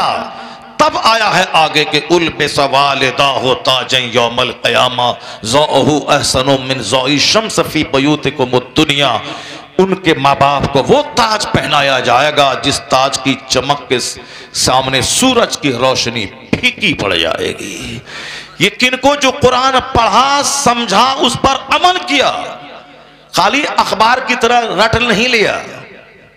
This is boy, this is cat, this is dog, this is elephant, this is rat, this is rat, क्या रैट, दिस इज एलिफेंट, क्या एलिफेंट, दिस इज बॉय, क्या ही इज बॉय।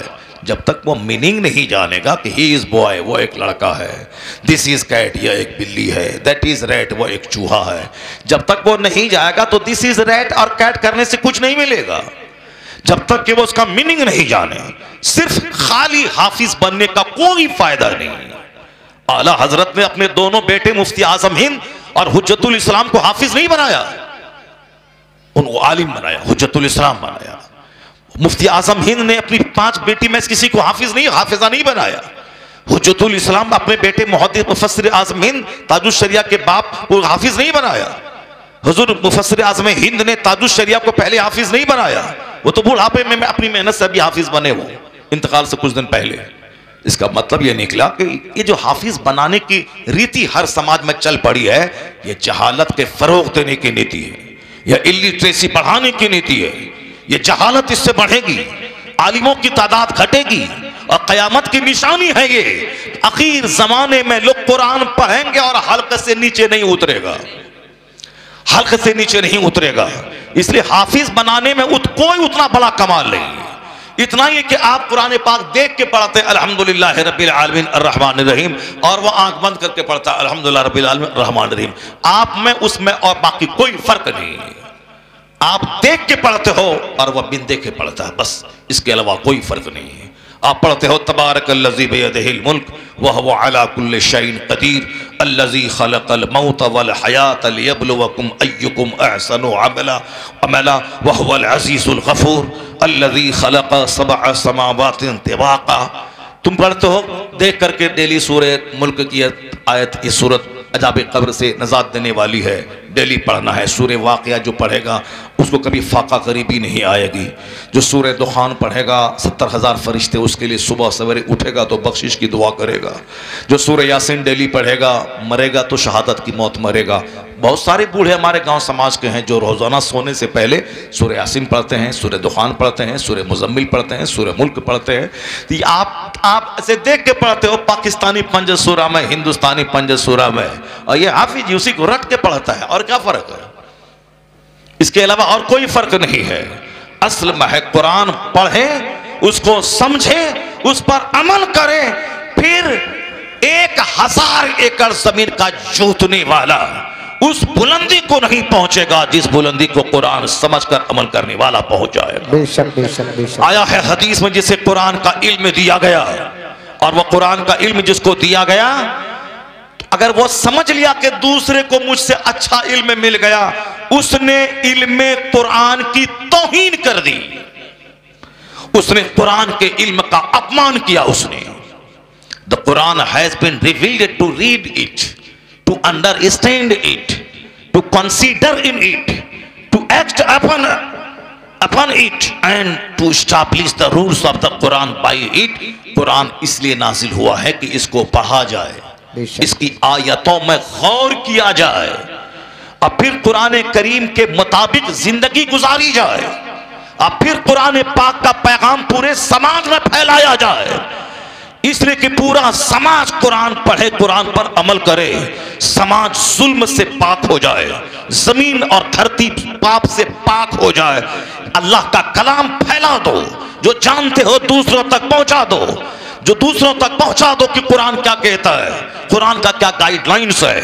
ये काफिर इसलिए बोलते हैं ना कि 36 आयतों में लड़ाने का हुक्म है, जब तक वह जानेगा नहीं कि यह आयत नाजिल कब हुई है, क्यों नाजिल हुई है, किन के लिए नाजिल हुई है, उसका सबब नुज़ूल क्या है, सामने वाला कौन सा वाकया था जिसके तनाजुर में यह आयत नाजिल हुई है, जब तक उसका पस मंजर, उसका बैकग्राउंड, उसका सियाक़ो सबाक, उसका आगे पीछे नहीं जानेगा, वो कैसे समझेगा इसका मफहूम क्या है, ये क्यों कैसे नाजिल हुई है।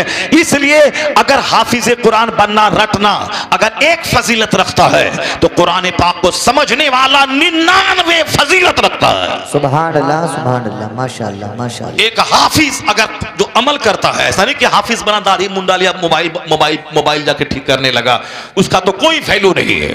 जो कुरान रटा, उस पर अमल किया, और दूसरा आदमी कुरान समझा, दूसरों तक कुरान का पैगाम पहुंचाया और उस पर अमल किया, वो समझाने वाला 400 आदमी को बख्शवा के अपने साथ जन्नत लेके जाएगा। बेशक बेशक। और जो हाफिज कुरान पढ़ा, उस पर अमल किया, लखेरा नहीं बना, लुच्चा नहीं बना, लफंगा नहीं बना, दाढ़ी मोच मुंडा के गली कुचे में गुटखा खा के नमाज छोड़ने वाला नहीं बना, अच्छा हाफिज बना, तो उसकी फजीलत इतनी है कि 10 उनके खानदान के गुनहगारों को बख्शवा के जन्नत ले जाएगा। जो हाफिज पढ़ा, नेक बना, अच्छा रहा, गुटखा के पीछे नमाज छोड़ने के पीछे नहीं लगा रहा, समाज में लड़कियों के पीछे लड़की के चक्कर में नहीं लगा रहा, इससे फोन करना, उससे बात करना, उसको मुंह दिखलाना, उसको लेके भागना नहीं, हाफिज बना, मदरसे में पढ़ा रहा है, नमाज रोजे की पाबंदी कर रहा है, निगाहों को नीची रख रहा है, शरीफ बना है, तो जो जन्नत जाएगा और 10 आदमी को लेके जन्नत जाएगा। मगर एक आलिम अगर कुरान पढ़ा, समझा, दूसरों को पहुंचाया, अपने खानदान के 400 लोगों की बख्शिश कर जन्नत ले जाएगा। सुभान अल्लाह सुभान अल्लाह। आलिम अगर रास्ते से गुजरता है तो दरख्त के पत्ते उसके लिए दुआ करते हैं, समंदर की मछलियां उसके लिए दुआ करती हैं, वहां तक के सुराखों की चूटियां उसके लिए दुआ करती हैं। हदीस में आया है, यस्तगफिर लहू मा फी समावाति वल अर्द हत्ता नमलत फी जुहरिहा व हत्तल हूत फिल मा ला युसल्लून अला मुअल्लिमिन नासिल खैर। आया है कि जमीन आसमान के बीच में जितनी चीजें हैं जो लोगों को भलाई की बात सिखाता है, उसके लिए बख्शिश की दुआ करती हैं। यहां तक के चूटियां बिलों में और मछलियां पानी में, उनके लिए बख्शिश की दुआ करती हैं। ये फजीलत है किसकी? कुरान पाक पढ़ने की, कुरान पाक समझने की, उस पर अमल करने की, फिर कुरान पाक का पैगाम दूसरों तक पहुंचाने की। असल ये है और क़यामत की निशानी है कि एक आदमी मोटा ताज़ा घोड़ा लेकर उस पर सवार होकर पूरे इलाके में गश्त करेगा। घोड़ा दुबला पतला हो जाएगा, लेकिन एक अच्छा मुत्तकी आलिम उसको नहीं मिलेगा। जी। अब कोई आलिम बनेगा ही नहीं तो कहां से मिलेगा? जो आलिम बन गया, चले गए, उठा लिए गए, उसकी जगह कोई ले ही नहीं रहा। यहां कम पढ़ा लिखा आदमी तो है, मगर गहरा इल्म रखने वाला, जो तसव्वुफ का, सीरत का, तारीख का, फराइज का, मीरास का, तलाक का, निकाह का, खुला का, इस्लाम पे होने वाले एतराज़ात का ज़बरदस्त जवाब देने की हिम्मत रखता हो, वो कौन रखेगा? जो 90 साल की उम्र में भी 5 घंटा किताब का मुताला करेगा। ये ताजुल शरिया करते थे, 75 साल की उम्र में इंतकाल किए। इस उम्र में भी जब तक आंख की बीनाई सलामत रही, रोज़ाना किताब का मुताला करते रहे, और जब बीनाई जवाब दे चुकी तो दूसरों से सुन सुन के पढ़ते रहे। इसलिए जहां 1000 मुफ्ती नहीं हल कर पाता था किसी मसले को, तो ताजुल शरिया मुस्कुराते हुए 1 मिनट में उसको हल कर देता। सुभान अल्लाह माशाअल्लाह। जो खाली पगड़ी लपेट करके घर चला जाएगा, गुटखा खाएगा, चौक पे घूमेगा, बाइक उड़ाएगा, साइलेंसर निकाल करके पटाख से बुलेट चलाएगा, हम मौली साहब हैं, उसको बोलेगा अरे तलाक का ये मसला बताओ, बोला हमको मालूम नहीं, मौली साहब बरेली शरीफ फतवा लिखो। पूछो तुम काई जुब्बा झाड़ रहा है, तुम ये जैकेट क्यों झाड़ रहा है, क्यों झाड़ रहा है? मौलवी की इज्जत मकान से नहीं है, बुलेट से नहीं। गलत समझ लिया इस मौलवी साहब ने कि हमारी इज्जत बुलेट से है, मकान से है, दुकान से है। नहीं, बहुत सारे लोग हैं जो बुलेट पे चलते हैं, कोई इज्जत नहीं है। तो मौलवी की इज्जत ना बुलेट से है, ना मकान से है, ना जमीन से है। मौलवी की इज्जत इल्म से है, किताबों के मुताले से है। बेशक बेशक, सुभान अल्लाह। जरा जोर से बोलो सुभान अल्लाह। सुभान अल्लाह। जो मौलवी क्रिकेट की बात करता है, कोई इज्जत नहीं। जो मौलवी सिर्फ राजनीति की बात करता है, कोई इज्जत नहीं। जो मौलवी सिर्फ व्यापार, बिजनेस, खेती बाड़ी, फर्नीचर की दुकान, मॉल, कॉम्प्लेक्स, कोई इज्जत नहीं। जो मौलवी हदीस कुरान की बात करता है, जो मौलवी मसाइल की बात करता है, जो पढ़ा है वह दूसरों तक पहुंचाने की बात करता है, वह रहे किराए के घर में, वह पहने टूटी चप्पल, वह रहे पैमान वाला कपड़ा, जो इल्म में दोस्त है वह उसका पांव धो के पीने पे फख्र महसूस करे। वाह वाह वाह वाह वाह, माशाअल्लाह। आला हजरत का क्या जमींदार था? रामपुर का नवाब मालदार था? आला हजरत मालदार था? मुफ्ती आजम हिंद मालदार थे कि बरेली का नवाब मालदार था? ताजुल शरिया मालदार थे कि बरेली का हिंदू जिसके पास 50 खरब रुपए की दौलत है वो मालदार है? ये फकीर लोग पुराने घर में रहने वाले, लेकिन आज करोड़ों दिलों पे राज करते हैं आला हजरत। यूनिवर्सिटी में रजा, कॉलेज में रजा, घर घर में रजा, रजा के नाम पे मस्जिदों का नाम, रजा के नाम पे मदरसे का नाम, अमेरिका में रजा, हॉलैंड में रजा, बर्तानिया में रजा, टोरंटो में रजा, लीबिया में रजा, इराक में रजा, गुंबद खतरा के सामने रजा का सलाम, तवाफ करते हुए रजा का नाम। क्या मतलब? ये जहां देखो रजा रजा रजा रजा।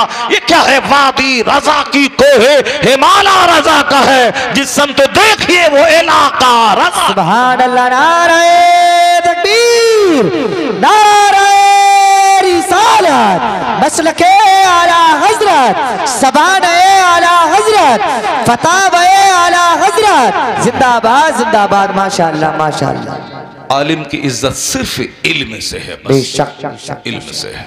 जितना वह मुताला करेगा, जितना वह इल्म पे अमल करेगा। अगर एक गांव में 50 मौलवी है, अरबपति का बेटा रहे, खरबपति का बेटा रहे, अगर वह सिर्फ किताब रीडिंग देने वाला मौलवी है, समझने वाला नहीं है, और एक मजदूर का बच्चा गरीब है मगर वो किताब का समझने वाला, इल्म की गहराई में गोता लगाने वाला आलिम है, जब कोई मसला आ गए 50 मौलवी रुमाल झाड़ेगा, और वो गरीब का बच्चा अगर गहरा इल्म रखता है वो मसले का जवाब देगा, तो गांव के सारे लोगों का सरदार वही आलिम बन जाएगा। सुभान अल्लाह सुभान। सब बोलेंगे दाढ़ी टोपी झाड़ने वाला, लंगर खाने वाला, गौसे पाक का तोशा खाने वाला, तीजा खाने वाला, 40वां खाने वाला ढेर है, और इल्म की गहराई में डूबकर इल्म का मोती निकालने वाला कोई कोई होता है। सुभान अल्लाह सुभान अल्लाह। आज भी इल्म बोलता है, इल्म का जादू बोलता है। ऐसा नहीं कि बस जुब्बा झाड़ा, पगड़ी पहने, रंगीन, और एक मसला आए तो बस खेल खत्म हो जाए। इल्म इल्म इल्म इल्म, गहरा इल्म, छोटा मोटा इल्म, जैसे ABCD पढ़ने वाला स्कूल कॉलेज का है, ये मैट्रिक पास कर गया, अभी 10वीं का परीक्षा हो रहा है ना उत्तर प्रदेश में, परीक्षा हो रहा है, अब कोई गया पास कर गया, 3rd division, 2nd division, 1st division pass कर गया।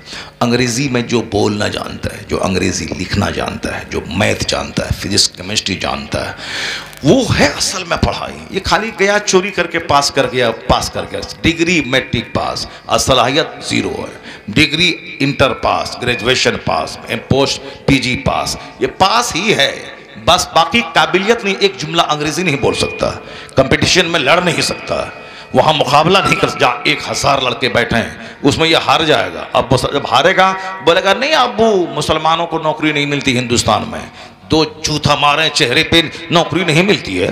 अभी हिंदुस्तान में 30 DM हर साल बनते हैं मुसलमान, मोदी जी के ज़माने में। वो क्या है रे, बोलो हैं? तुम ये बोलो कि हमको पढ़ना नहीं आता है, हमको गहरा इल्म नहीं है, हम नहीं जानते हैं। ये क्यों बोलता है कि हिंदू का मुल्क है, नौकरी नहीं मिलती है? ऐसे नौकरी मिलेगी तेरे घर में आकर के पंडित जी टिकट दे देंगे, तुम बैठ कंपटीशन में और मुताला कर 17 घंटे 18 घंटे, और जहां 1 लाख बच्चा बैठा है सब पीछे तू आगे रहेगा तो नौकरी कूद के तरह इस्तेमाल करेगी। मुकाबला के पीरियड है, नहीं यहाँ नहीं जीतेंगे हम। तुम्हारा सीना कमजोर है, तुम्हारा बदन कमजोर है, पहलवान से क्या तू लड़ पाएगा? आज जो रोजाना दंड बैठ की करता है, वो एक्सरसाइज करता है, सीना उसका चौड़ा है, पहलवान है, तो उसका मुकाबला करने के लिए वैसे ही पहलवान बनना पड़ेगा ना। अब ये उसका गुटखा खा करके गाल चिपक गया है, सिर्फ साहब सोच सोच के मकान हो जाए, गाड़ी हो जाए, मॉल हो जाए, ढेर मकान हो जाए, पैसा हो जाए, सोचता है। सोचने से पैसा आता है क्या? सोचने से माल अगर आ जाए तो हम भी बैठ के सोचते हैं कि हमको दौलत मिल जाए, सोने की हांडी खेत से मिल जाए। एक आदमी मर गया, सोने की हांडी उसके खेत से नहीं निकली, मैं इसी इंतजार में रहता था कि आज निकल जाएगी, कल निकल जाएगी, अरबपति बन जाएंगे, सबसे बड़ा मालदार बन जाएंगे। पैसे पैसे को तरस तरस के मर गया, हांडी नहीं निकली। तो हांडी निकलती है कहीं कहीं करोड़ों में, किसी के खेत से, मगर सोच सोच के मर गया। उसी के पड़ोस का एक गरीब घर में पैदा होने वाला, पढ़ा लिखा, मेहनत किया, मुकाबला किया, नौकरी लिया, दारोगा बना, पैसा कमाया, गाड़ी खरीदा, घर बनाया, अच्छा खाया, बच्चों को पढ़ाया, ये हांडी के इंतजार में फकीर हो गया। वह मेहनत करके लड़के मालदार हो गया। पता चला ए मुसलमान, मत बोल शिकायत का, औरतों की तरह मत बन। औरतें जुल्म करती हैं, शौहर नाराज हो तो बस वो चारों साने चित होके सो जाती है, हम पर जुल्म हुआ है, जबकि जुल्म उसने किया है, शौहर को गाली उसने दिया है। और शौहर नाराज हो गया तो बोलती है कि शौहर मेरा नाराज हो गया, हमको गाली दे, हमको सता रहा है। सताया क्यों? तुमने उनको गाली दी, तुमने उनके सर का बाल नोचा, तुमने उनको बहुत भला बुरा कहा। तुम उसके घर में रहती है, रानी बन के रहती है, उसके मकान में रहती है, तेरे पर्स में टाका तुम्हारे शौहर का है, तुम्हारे सैंडल तुम्हारे पाँव में 2000 का शौहर का दिया हुआ है, ये साहब सूट 10,000 का शौहर दिया है, ये सब कुछ शौहर का है, उसी से लड़ती है तुम, उसी को गाली देती है तुम। और शौहर अगर नाराज हो गया तो बस अब वो फोन रो रो के घर में फोन करती है, हम क्या करें, नहीं रहेंगे, हम मर जाएंगे, जहर खा लेंगे। जहर खा के मर जाओ। तुम्हारा शौहर अगर नाराज है तो नाराज तुम्हारी वजह से है, तुमने उसको गाली दिया, तुमने उसको सर नोचाई की, तुमने उसकी माँ से लड़ा, तुमने उसकी बहन से लड़ा, तुमने उनके भाई से लड़ा। और जब शौहर नाराज हो गया तो बोलती है हम मजलूम, हम पर जुल्म हुआ है। ये औरत कमजोर है, इसीलिए ऐसा करती है। वही हाल औरतों के पास रहते रहते मर्दों का हो गया है। जो जाहिल के पास रहेगा जाहिल हो जाएगा, जो ज्यादा पागल के पास रहेगा पागल हो जाएगा, जो ज्यादा बच्चों के साथ रहेगा वह खिलाड़ी हो जाएगा, खेल धूप में दिलचस्पी लेने वाला हो जाएगा। और जो ज्यादा औरतों के पास रहेगा वह सिर्फ शहवत पसंद हो जाएगा, उसकी अपनी क्वालिटी मर्दानगी वाली खत्म हो जाएगी, वह सिर्फ औरतों की तरह वह शहवत में डूबा हुआ रहेगा। तो औरतों के पास जरूरतन जा हमेशा नहीं, वरना अकल खराब हो जाएगी।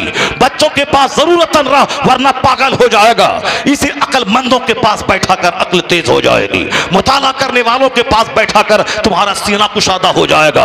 अहले इल्म के पास बैठा कर तेरे इल्म में इजाफा होगा। जाहिल के पास बैठा तो जो पढ़ा है सब भूल जाएगा। ये औरतें जुल्म भी करती हैं और मजलूम भी बन जाती हैं। वही हाल आज मर्दों का हो गया है। ना मेहनत करें, ना पढ़े, ना लिखें, उसके बाद कुछ हो जाए तो अल्लाह कहाँ है, रसूलुल्लाह कहाँ है, हुकूमत के प्रधानमंत्री कहाँ है, या सीएम कहाँ है, गवर्नमेंट नौकरी नहीं दे रही है, हिंदुओं का मुल्क है, नौकरी नहीं मिल रही है। नौकरी मिलती है, नौकरी लड़ के ली जाती है। 18 घंटे मुताला कर, 12 घंटे पढ़, मुकाबला कर। पहलवान जब सामने मजबूत है तो उससे बड़ा पहलवान तू बन जा। अगर वो 12 घंटा पढ़ता, तू 18 घंटा पढ़, मुताला कर, तू ही हर कदम पे कामयाब होगा। क्यों? तेरे पास मेहनत भी रहेगी, अल्लाह की मदद भी रहेगी, मुस्तफा की अता भी रहेगी। उनके पास सिर्फ मेहनत है, वहां मुस्तफा की अता नहीं है। मुशरिकों के पास खुदा की मदद नहीं है, और तेरे पास खुदा की मदद भी होगी, सजदे की ताकत भी रहेगी, तू सजदा भी करेगा, मुताला भी करेगा, तो फिर रहमत इलाही नाजिल होगी। हर महाज पे तू ही कामयाब होता जा। सुभान अल्लाह, नारे तकबीर, नारे रिसालत, मसलके आला हजरत, फैजाने आला हजरत अल्लामा डॉक्टर मुफ्ती शहरे आल साहिब किबला जिंदाबाद जिंदाबाद। ए बाबा बाबा बाबा, अब हम खत्म कर देते हैं। चलिए, हो गया, 1 घंटा हो गया। चलिए, तक टाइम हुआ, 10 हदीस उजा रहा है, किसको सुनाएंगे हम? वो जा रहा है, 10 हदीस किसको सुनाएंगे हम? नहीं, बताइए, जा रहे हैं, कैसे होगा? अल्लाह तबारक व तआला हम सबों को दीनी मजलिसों की कदर की तौफीक अता फरमाए। आमीन आमीन। अल्लाह हम सबों को सेहत तंदुरुस्ती अता फरमाए। आमीन। अल्लाह हमें मुकाबला करने की तौफीक अता फरमाए। आमीन। अल्लाह हमें लड़ झगड़ करके नौकरी लेने की तौफीक अता फरमाए। जिसके पास अल्लाह की मदद होगी और मेहनत होगी, कामयाबी कदम चूमेगी। और जो अजमेर जाएगा बोलेगा बाबा मेरे बेटे को डीएम बना दीजिए, अब बेटा उसका है सड़क छाप, बाबा डीएम बना देंगे उसको? बाबा 2 तमाचा मार के अजमेर से भगा देंगे। भागो, रोपा है आम का पेड़, अब बोलता है इसमें से सेब निकल जाएगा। ऐसा होता है क्या? आम का पेड़ लगा दें और उसमें से सेब तोड़ें, नहीं होता। अल्लाह की इस दुनिया में नहीं होता है। जैसा दरख्त है वैसा फल होगा। खेत में लगा दें गेहूँ, 1 लाख तावीज उसमें लगा दें। बरेली के पीर साहब, मसौली के पीर साहब, और बिहार के पीर साहब, अजमेर के पीर साहब, सब पीर साहब से 1 लाख पीर साहब, 1 लाख तावीज़ अद्दर डाल दें पूरे खेत में, कि साहब उसमें से निकल जाए क्या? बासमती धान। अगर ऐसा हो जाएगा तो सबसे पहले तावीज़ हम ही लेंगे और सब अपने खेत में डाल देंगे। धान लगाएंगे, वहाँ से निकल जाएगा सोना, सोना निकल जाएगा वहाँ। ऐसा नहीं होता है कि धान लगाएं गेहूँ निकल जाए, चाहे 1 करोड़ तावीज़ डालोगे नहीं निकलेगा। कुदरत का कानून ये नहीं है। कुदरत का कानून क्या है? जैसी ज़मीन वैसी फसल, जैसा दरख्त वैसा फल, जैसा दरख्त वैसा फल, जैसी ज़मीन वैसी फसल, जैसा इलाका वैसी फसल। सेब मुरादाबाद, अमरोहा, जोया में नहीं होगा, सेब होगा शिमला में, क्योंकि वहाँ बर्फ़ गिरती है। सेब की खेती होती है कश्मीर में, चूँकि वहाँ बर्फ़ गिरती है। गर्म इलाके में ये सब खेती नहीं होती है सेब की। गर्म इलाके में कहाँ? गुजरात और गोवा। अभी हम गए थे गोवा 15-20 दिन पहले, एसी में थे, जबकि कड़ाके की सर्दी हो रही मुरादाबाद में, बदन हाथ काँप रहा था इधर, मगर वहाँ एसी चला के रहे, कार में एसी, और जिसमें होटल में ठहरे वहाँ भी एसी थी। मगर अब यहाँ देखिए, अब उस गर्म इलाके में सेब की खेती नहीं होगी, गर्म इलाके में कपास की खेती होती है, गर्म इलाके में और गन्ना की खेती होती है। वहाँ पे कहाँ? महाराष्ट्र में बहुत ज़्यादा होती है गन्ना की खेती, उत्तर प्रदेश में भी होती है, मगर यहाँ भी आया, रास्ते में देखा, लाजवाब सा फसल है।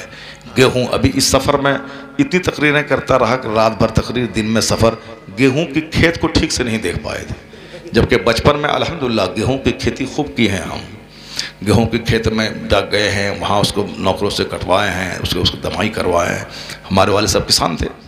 और फिर वो धान की खेती बारिश में भीग भीग के रोपा करना, ये सब काम हम किए हैं। सुभान अल्लाह, माशाअल्लाह, अल्हम्दुलिल्लाह। तब नहीं 54 साल की उम्र में 4 घंटा बोलते हैं, सुभान अल्लाह। अब कुरान हदीस जो बोलेगा उसको ताकत तो मिलेगी, और जो झूठ बोलेगा कौवा कटेगा उसको, वो तो किसी लायक नहीं रहेगा। वो झूठ बोलेगा कौवा कटेगा उसको। अभी हमारा प्रधानमंत्री झूठ बोलते रहता है, ये देंगे वो देंगे, 16 करोड़ रुपया दे देंगे, वो दे देंगे। इसीलिए वो जब भाषण देते हैं तो पानी पीते हैं, थक जाते हैं, भाइयों बहनों करते करते थक जाते हो। और हम लोग अल्हम्दुलिल्लाह कुरान शरीफ बोलते हैं, हदीस बोलते हैं, 4-4 घंटे बोलते हैं, बोलते रहते हैं। ना पानी पीने की ज़रूरत पड़ती है और ना साहब हकलाने की ज़रूरत पड़ती है। अगर वो लोग 1 घंटा तकरीर सुने तो सीना फट जाएगा उसको।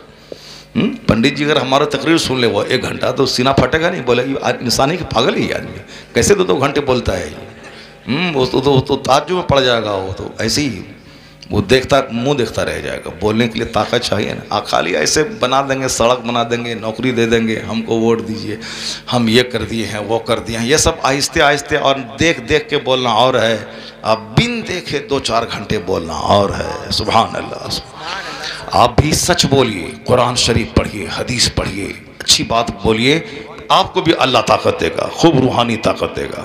ऐसा नहीं होगा कि हम पढ़े ना लिखें, अजमेर चले जाएं, बोले बाबा डीएम बना दीजिए, तो बाबा वहाँ से मार के भगा देंगे। भागो यहाँ से। जो यहाँ से पढ़ लिख के जाएगा, 90% नंबर लेके जाएगा, 12 घंटे पढ़ के जाएगा, तो बोलेगा बाबा मैंने मैट्रिक में 99% नंबर लाया हूँ, बाबा मेरा ये बेटा इंटर में 98% नंबर लाया है, ग्रेजुएशन में मेरा बेटा 95% नंबर लाया है, बस एक निगाह करम डाल दी ताकि मेरा बेटा कामयाब हो जाए। तो फिर गरीब नवाज वहाँ हाथ उठा के दुआ कर देंगे कब्र में, इलाही रहमत नाजिल फरमा दे। गरीब नवाज की तो दुआ कबूल होती ही होती है, इतनी इबादत की है उन्होंने, इतनी खिदमत की है इस्लाम की। अब गरीब नवाज जो दुआ मांगते हैं अल्लाह कबूल फरमाता है, इसीलिए सारे लोग वहाँ से माला माल होके आते हैं। तो बस ये जहाँ इधर से मेहनत चलेगी, उधर से गरीब नवाज की दुआ के लिए हाथ उठेगा। मेहनत इधर से चलेगी, बरकत आसमान से नाजिल होगी, कामयाबी कदम चूमेगी। वाह वाह माशाअल्लाह माशाअल्लाह। आम का पेड़ लगाओ, उसमें पानी डालो, उसको पकड़ी से बचाओ, उसकी हिफाजत करो, फिर वहां से जबरदस्त आम निकलेगा। अगर आम थोड़ा खट्टा रहा तब मौली साहब के पास जाओ और कहो हुजूर तावीज़ दे दीजिए ताकि थोड़ा सा मीठा आम हो जाए। अब मौली साहब तावीज़ देंगे तब ये हो जाएगा। अगर खट्टा आम है तो तावीज़ की बरकत से मीठा हो जाएगा। इतना ही होगा, ये नहीं होगा कि तावीज़ से आम सेब बन जाएगा और आम संतरा बन जाएगा, नहीं, आम ही रहेगा। अगर थोड़ी सी मिठास कम है तो तावीज़ से थोड़ा सा फायदा हो जाएगा। इसी यही फायदा है तावीज़ का। ऐसा नहीं होता कि पेट में बेटा है तो तावीज़ देंगे तो बेटी पैदा हो जाएगी, और ऐसा नहीं हो कि पेट में बेटी बन गई है और तावीज़ लिखते वहां से बेटा हो जाएगा। ऐसा नहीं होता है, ऐसा नहीं होता है। होता वही है कि अगर थोड़ा सा कुछ रहा, डैमेज कुछ रहा, तो तावीज़ थोड़ा सा दे दिया, उसकी वजह से डैमेज थोड़ा सा दूर हो गया, ये हो जाएगा। गेहूं का दाना छोटा है, अगर हमने पानी पड़वा के शुरू ही में पूरे खेत में डलवा दिया और तावीज़ डाल दी तो इतना होगा कि गेहूं सेफ रहेगा, मोटा दाना निकलेगा। लेकिन ये नहीं होगा कि रोपें गेहूं और हो जाएगा बासमती धान, ऐसा नहीं होगा। जब आप समझ गए तो समझ लो, जैसी जमीन वैसी फसल, जैसा बीज वैसा फल, जैसा दरख्त वैसा फल। अगर ये समझ गए तो समझ ले। आज जो समाज शरीरों, गुंडों, डकैतों, चोरों, ज़िनाकारों से भरा है, और बच्चा जब माँ बाप का नाफरमान होता है तो तावीज़ के दौड़ता है, 1 लाख तावीज़ डालेगा, नहीं होगा फायदा। इसलिए कि माँ है जमीन, अब बाप उसमें डालता है बीज, तो जैसी माँ वैसा बच्चा, जैसा बाप वैसा बच्चा, जैसा बीज वैसा फल, जैसी जमीन वैसी फसल। जो 10 मर्दों की गोद में झूलती रहे, जो 10 मर्दों से मोबाइल पे कटर कटर करती रहे, जो शौहर से बात कम करे, दूसरों से बात ज्यादा करे, और जो शादी से पहले 2-4 हमल चोर दरवाजे से गिरवा ले, प्यार मोहब्बत के नाम पे ज़िनाकारी की गिलाज़त में लतपत रहे, और बोले कि मेरा बेटा कुतुब पैदा हो जाए, अब्दाल पैदा हो जाए, मेरा बेटा वली पैदा हो जाए, और जो दिल्ली पंजाब में रहे और तवाइफ के कोठे पे जाए, रात रात भर गंदी तस्वीरें मोबाइल में देखे और हराम खाना खाए और कहे कि मेरा बेटा कुतुब हो जाए, अब्दाल हो जाए, वली हो जाए, नहीं होगा ऐसा।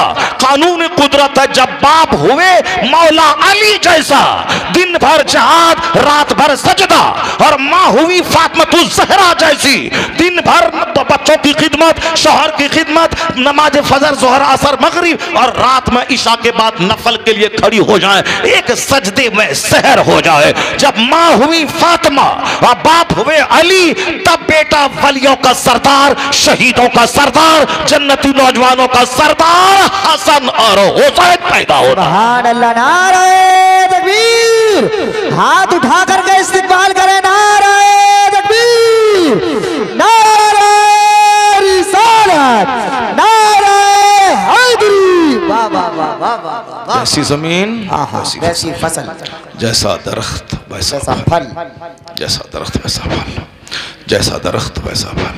बेशक। ए मेरे भाई, आज हालात इतने खराब हो गए कि बच्चे हमारे हाथों से निकल रहे हैं।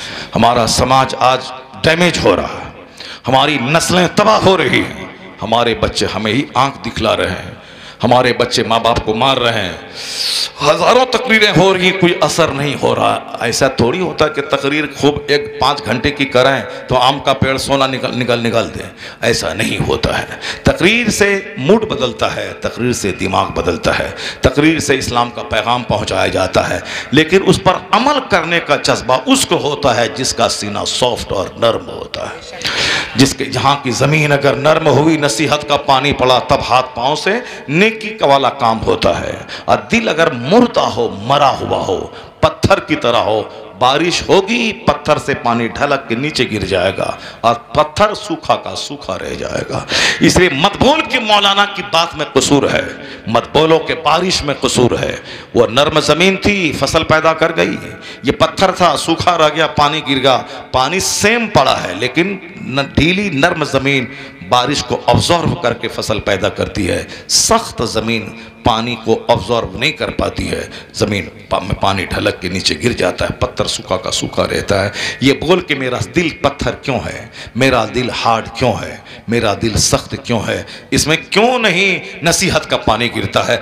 बस वो 10 हदीस अभी रहने दीजिए, अगर आप साथ देंगे तो इंशाल्लाह मैं कोशिश करता हूँ, और अगर नहीं तो फिर आप अगर भागने लगे तो हम बात छोड़ देंगे। मगर जल्दी मैं सिर्फ एक छोटी सी बात में आप तक पहुँचाता हूँ, चूँकि आप सुनने के मूड में आ गए हैं और आप बात को गहराई से ले रहे हैं, तो बस इसी माहौल में मैं अपनी माँ बहन बेटियां मेरे सामने बैठी हुई हैं, वो भी गौर से सुने और आप भी गौर से सुने।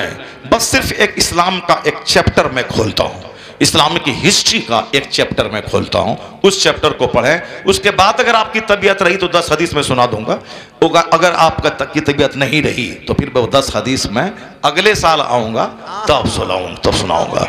क्या कारी साहब है कि नहीं है? पहले एक चैप्टर इस्लाम का सुना देते हैं, अगर उसके बाद भी अगर शौक बाकी रहा तो हमको सुनाने में कोई हर्ज नहीं है। हम तो 4-4 घंटा बोलने वाला पार्टी हैं, हमको तकलीफ नहीं है, मगर आप लोग परेशानी में पड़ जाएंगे, इसीलिए आप लोग परेशानी में ना पड़ें। और एक ही दिन ढेर बात सुन लीजिएगा तो भूल आ जाइएगा क्या बोला क्या नहीं बोला, इसलिए कम सुनिए ताकि बात याद रहे और दूसरों तक इसको पहुंचाइए कि हज़रत ने ये बोला, हज़रत ने ये बोला, हज़रत ने ये बोला। अपने घर में मिलजुल के खाना खाइए और खाते वक्त ही सब तबसरा कीजिए, हज़रत ये बोला, हज़रत ने ये बोला, जुमा के दिन मौलाना साहब ये बोले। वहाँ फालतू बात नहीं करनी है, इधर उधर क्रिकेट खेल तमाशा की, सिर्फ दिन इस्लाम की बात करें। खाते हुए चुप रहना ये गोंगा शैतान का तरीक़ा है, बुरी बात बोलना ख़तरनाक है, खाते वक्त अच्छी बात बोलना चाहिए, दिन इस्लाम की बात बोलते रहें, खाते रहें। मौलाना साहब ने ये बोला था, ये हदीस बोला था कि खामोश रहो, हमेशा खामोशी से ताकत मिलती है, तक़वियत मिलती है, नजात मिलती है। बोलने वाला आदमी कुफ्र भी बक जाता है, कुछ से कुछ बक जाता है, ये मौलाना साहब बोला था। इसलिए बच्चा अच्छी बात बोलना है, बुरी बात नहीं बोलना है, खा भी रहे हैं बात भी कर रहे हैं, ये अच्छा तरीका है। वज़ू करते वक्त चुप रहना, दुनिया की बात नहीं करना चाहिए मगर दिन की बात करना चाहिए, दिन की बातें हो सकती हैं। दुआ पढ़ना चाहिए, कोई सलाम करे सलाम का जवाब भी दे सकते हैं। सलाम एक दुआ है, तो हम लोग पढ़ते हैं वज़ू में, अल्लाहुम्मा बय्यिद वजही, अल्लाह मेरे चेहरे को रोशन कर दे।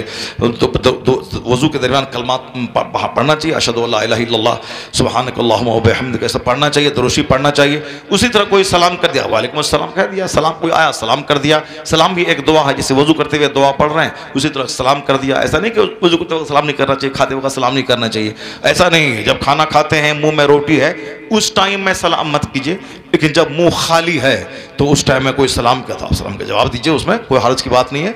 तो खाते वक्त में दीन की बात करना है, दुनिया की बात नहीं करना, फालतू बात नहीं करना। हाँ, अगर फालतू बात आ रही है, दीन की बात नहीं याद है तो फिर चुप रहिए, क्योंकि फालतू बात बोलने से बेहतर है चुप रहना, और चुप रहने से बेहतर है अच्छी बात बोलना। सुभान अल्लाह। बुरी बात बोलने से चुप रहना बेहतर है, बुरी बात बोलने से चुप रहना बेहतर है, और चुप रहने से अच्छी बात बोलना बेहतर है। खाते वक्त वज़ू करते वक्त अच्छी बात करते रहे, अपने घर में बाल बच्चों को समझाते रहे। तो अगर बात कम होगी तो आप समझाएंगे, बात ज़्यादा हो जाएगी तो फिर आप भूल जाएंगे कि क्या याद रखें क्या भूलें। तो अगर मौका मिला, हमको सुनाने में हरज नहीं, हम सुना देंगे 10 हदीस, लेकिन आप अगर बोलिएगा तब। मगर उससे पहले एक इस्लामी की हिस्ट्री का एक चैप्टर मैं खोलता हूं, उसको गौर से सुने मेरी बेटी मेरे बेटे, सारे लोग समाज के लोग सुन लें।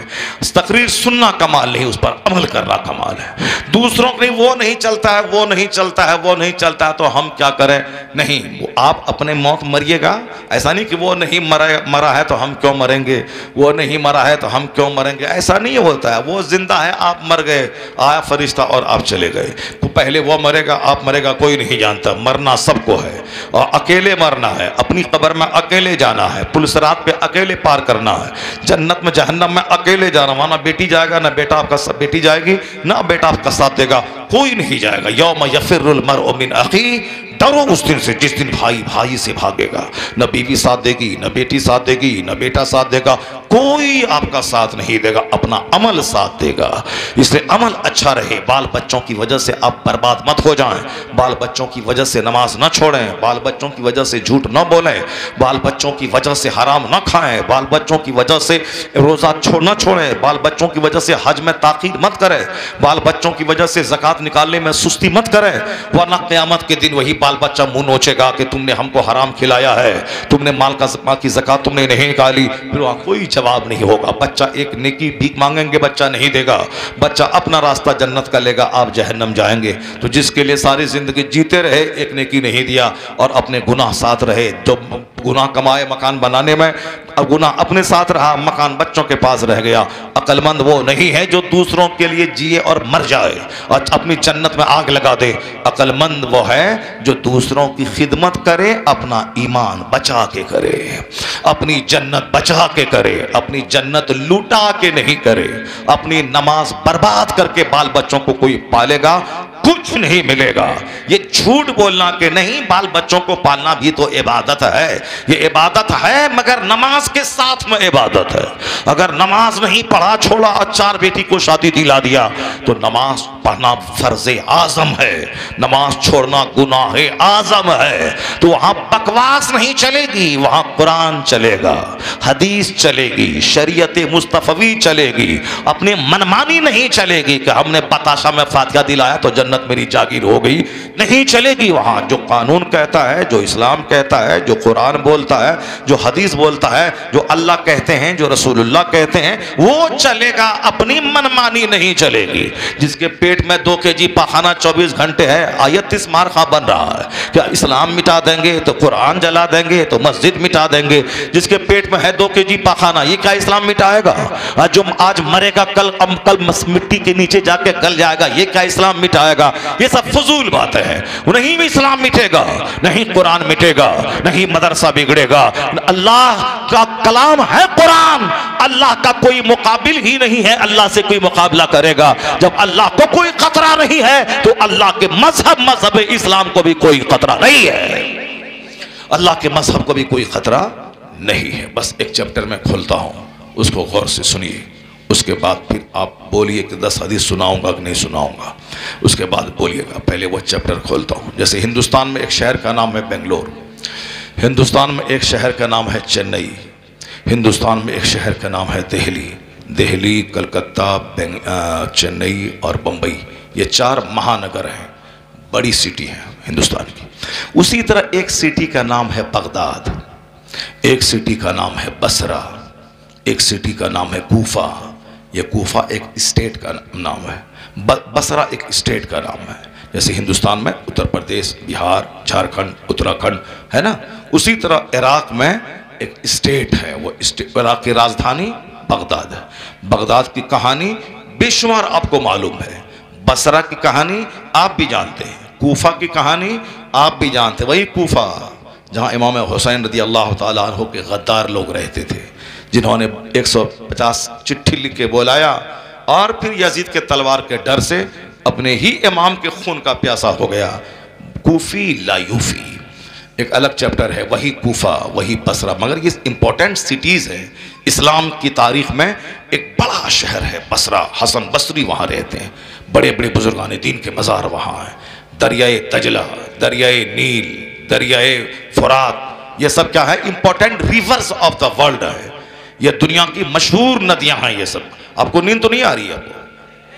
आपको सुन रहे हैं गौर से? वो देखिए, वो तौलिया ओढ़ करके बीच में सो रहा है। क्या है? बालक नहीं, बूढ़ा है वो 80 साल। बालक, अरे कैसे बात कर रहे हैं आप? बूढ़ा को बालक कह दीजिएगा, बालक को बूढ़ा कह दीजिएगा, ये तो बड़ा मसला खराब हो जाएगा। वहाँ उधर भी एक बालक है। हाँ, ये बालक है, ये बालक है, ये दोनों बालक है। तो बालक को सोने दो, बालक की ज़रूरत नहीं, बालक के पिता की ज़रूरत है। बालक के पिताजी सुन लें, बालक सो जाएं, कोई दिक्कत की बात नहीं है। बालक सो जाएं, बूढ़े लोग जो हैं वो भी सो जाएं, कोई दिक्कत की बात नहीं है। मगर जवान सुने, बस हम जवान के लिए बोल रहे हैं। जवान को जन्नत का भी काम करना है और जवान को दुनिया का भी काम करना है। दुनिया में माँ बाप भाई बहन है, सरबंदी भी करना है, सरबंदी भी करना है। अल्लाह तबारक व तआला महफिल को कामयाब फरमाए और अल्लाह ताला हमको और आपको सबों को फिर दूसरे साल आ करके तकरीर सुनने की तौफीक अता फरमाए। ठीक है ना? नहीं बताने टाइम हो गया। अच्छा ठीक, वो चैप्टर बता खोल देते हैं, फिर 10 हदीस अगर टाइम रहा तो बता देते हैं, और अगर मगर 10 हदीस हम 10 मिनट में सुना देंगे, मगर चूंकि हम सिर्फ हदीस सुना देंगे आप नहीं समझ पाइएगा। एक एक हदीस को समझाना पड़ेगा, तो उस समझाने में टाइम लग जाएगा 2 घंटा। ये मसला है। हम तो 10 हदीस हमको पढ़ने में कोई टाइम नहीं लगेगा, हम तो 10 मिनट में सुना देंगे, लेकिन सुनाने से काम नहीं चलेगा, समझाना पड़ेगा उसको। बस ठीक है, वो तो थोड़ा गहरी बात हो जाएगी, मगर ये एक सिंपल बात मैं कहता हूँ। बसरा एक शहर का नाम, शहर के लोग देहात से कनेक्टेड रहते हैं। जैसे मुरादाबाद के लोग देहातों में बाग रहता है, उसका आम का बाग रहता है, गेहूं का खेत रहता है, नहीं रहता है। अब वह लोग संडे के दिन आते हैं यहाँ पे, अपनी कार लेके आया, रोक दिया, अपना देख लिया पूरा खेत कैसा है, नौकर को कह दिया ठीक से कराओ, ये करो वो करो, अपना करा, अपना शहर चला गया। तो इस तरह से पुराने ज़माने से दस्तूर है कि शहर में लोग रहते थे और देहातों में खेतीबाड़ी होती थी। आज भी हिंदुस्तान के बहुत सारे लोग मक्का मदीना जाते हैं और देहातों में ऊँट पालने की एक जगह होती है, इसको देते हैं तुमको हम 500 रियाल देंगे। तो अब चूंकि ये मिल करके बन जाते हैं, 2-4-10-20 हज़ार पे बन जाता है, इसीलिए वहाँ चले जाते हैं लोग। वहाँ ऊँट चराते हैं, जंगलों में रहते हैं, तो ऊँट बकरी जंगलों में लोग वहाँ रखते हैं, चराते हैं। उसी तरीके से एक बसरा का बहुत बड़ा रईस था, मालदार आदमी। बस एक समाज कहाँ चला गया। हमारे मालदारों को जलसे में कोई फुर्सत आने की फुर्सत नहीं है उसके पास। जितने लोग यहाँ बैठे हुए हैं अल्हम्दुलिल्लाह, ये सब बेवकूफ़ नहीं है, सब अच्छे लोग हैं, जन्नती लोग हैं। 2 घंटे से दुनिया नहीं बल्कि दीन सवार रहे हैं। सुभान अल्लाह। हमारी तकरीर से आपको पैसा नहीं मिलेगा, अलबत्ता जन्नत जाने का रास्ता मिलेगा। सुभान अल्लाह। तो अब जितने लोग यहाँ, इसमें से कोई डीएम है नहीं है, कोई प्रोफेसर है नहीं है, कोई इंजीनियर है नहीं है, कोई गाँव का 1000 बीघा ज़मीन का जोतने वाला कोई है इसमें? 1000 बीघा ज़मीन जोतने वाला या 100 एकड़ ज़मीन जोतने वाला, 100 एकड़ वाला कोई मालदार सेठ? बाबा 100 एकड़ वाला है कोई इसमें? नहीं है ना, 100 एकड़ वाला कोई नहीं है। कौन लोग हैं? गरीब लोग हैं, मिडिल क्लास के लोग हैं, खेतीबाड़ी करने वाले, बाहर दिल्ली पंजाब में काम करने वाले, यही लोग हैं। तो आप लोग घबराइए मत कि इंजीनियर नहीं आया, डॉक्टर नहीं आया, प्रोफेसर नहीं आया, 1000 बीघा ज़मीन का जोतने वाला नहीं आया, परेशान मत हो जाइए आप। हुजूर ने फरमाया है, मेरी उम्मत के गरीब लोग मालदारों के मुकाबले में 500 साल पहले जन्नत चले जाएंगे। अल्लाहु समद, अल्लाहु समद, अल्लाहु समद। ये हदीस में आया है, वह फ़ुक़रा उम्मती, मेरी उम्मत के फ़ुक़रा मालदारों के मुकाबले में 5 साल नहीं 500 साल पहले जन्नत चले। अब क्यों जाएंगे आप खुद बता दीजिएगा हमको। मालदार से पूछा जाएगा, तुमने ज़कात निकाला कि नहीं निकाला, तुमने खेती फसल का उश्र निकाला कि नहीं निकाला, तुमने कुर्बानी बकरा कैसा ज़बह किया, तुमने फितरा निकाला कि नहीं निकाला, तुम पर हज फ़र्ज हुआ था 10 साल पहले और तुम 10 साल के बाद लेट से क्यों जा रहा है। ज़कात का हिसाब मालदार देगा, कुर्बानी का हिसाब मालदार देगा, उश्र का हिसाब मालदार देगा, और वो हज का हिसाब मालदार देगा। गरीब पे हज फ़र्ज नहीं है, गरीब पे ज़कात फ़र्ज नहीं है, गरीब पे फितरा वाजिब नहीं है, गरीब पे कुर्बानी वाजिब नहीं, गरीब के पास ज़मीन ही नहीं है तो फसल का पैदा होगी, और फसल का क्या हिसाब देगा। ये सारा हिसाब उनको देना है जो साहिबे माल है, जो साहिबे इस्तिताअत है। तो वह हिसाब सारी जिंदगी में कितना गेहूं उपजाया, कितना उशरा निकाला, वह हिसाब देने में लग जाएगा 500 साल। गरीब को सिर्फ इतना बोलना है कि 5 टाइम नमाज पढ़ा कि नहीं पढ़ा, क्योंकि नमाज पढ़ने में टाका नहीं लगता है, नमाज पढ़ना ही है। नमाज पढ़ा कि नहीं पढ़ा, साल में 1 महीने के रोजा रखा कि नहीं रखा, न कुर्बानी का हिसाब, न ज़कात का हिसाब, न फितरा का हिसाब, न उश्र का हिसाब, कोई हिसाब नहीं, सिर्फ नमाज रोजे का हिसाब। या गरीब उछल के हिसाब दिया, हाँ नमाज हम पढ़े जब से फर्ज हुई और रोजा हमने रखा, ये साहब क्या 500 साल पहले जन्नत गया गरीब, अब मालदार हिसाब देने में फंसा रहा, गरीब उछल के जन्नत चला गया। लेकिन वो गरीब जो झूठ बोला फंस जाएगा, वो गरीब जो नमाज नहीं पढ़ा वो फंस जाएगा। यहां भी मुसीबत वहां भी मुसीबत, दोनों जो। इसलिए गरीब हो कभी मत रहो, गुर्बत करो ना मत रहो, नमाज पाबंदी से पढ़ो। कोई मालिक अगर रोके कि मजदूरी करते हो, ईंट ढोते हो, नमाज मत पढ़ो, वह नौकरी करना हराम है जिस नौकरी में नमाज पढ़ने की फुर्सत ना मिले।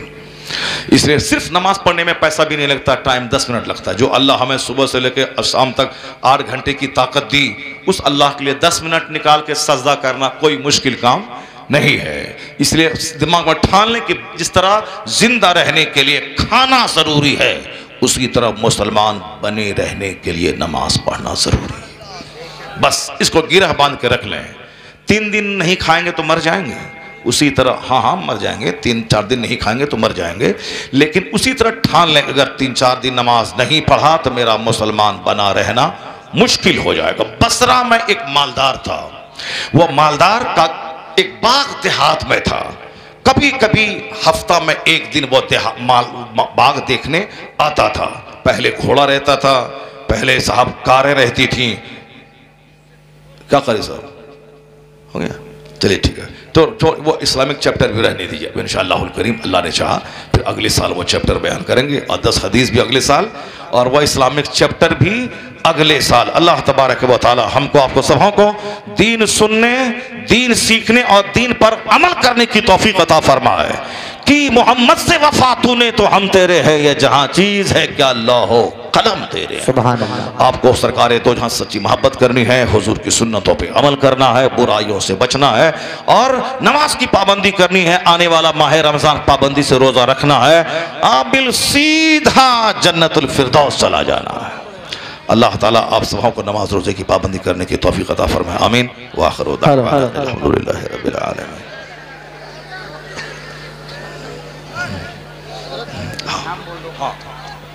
नाम तो बोलो, कौन बच्चे आ रहे हैं हजरत के हाथ? हाफिज अब्दुल्ला।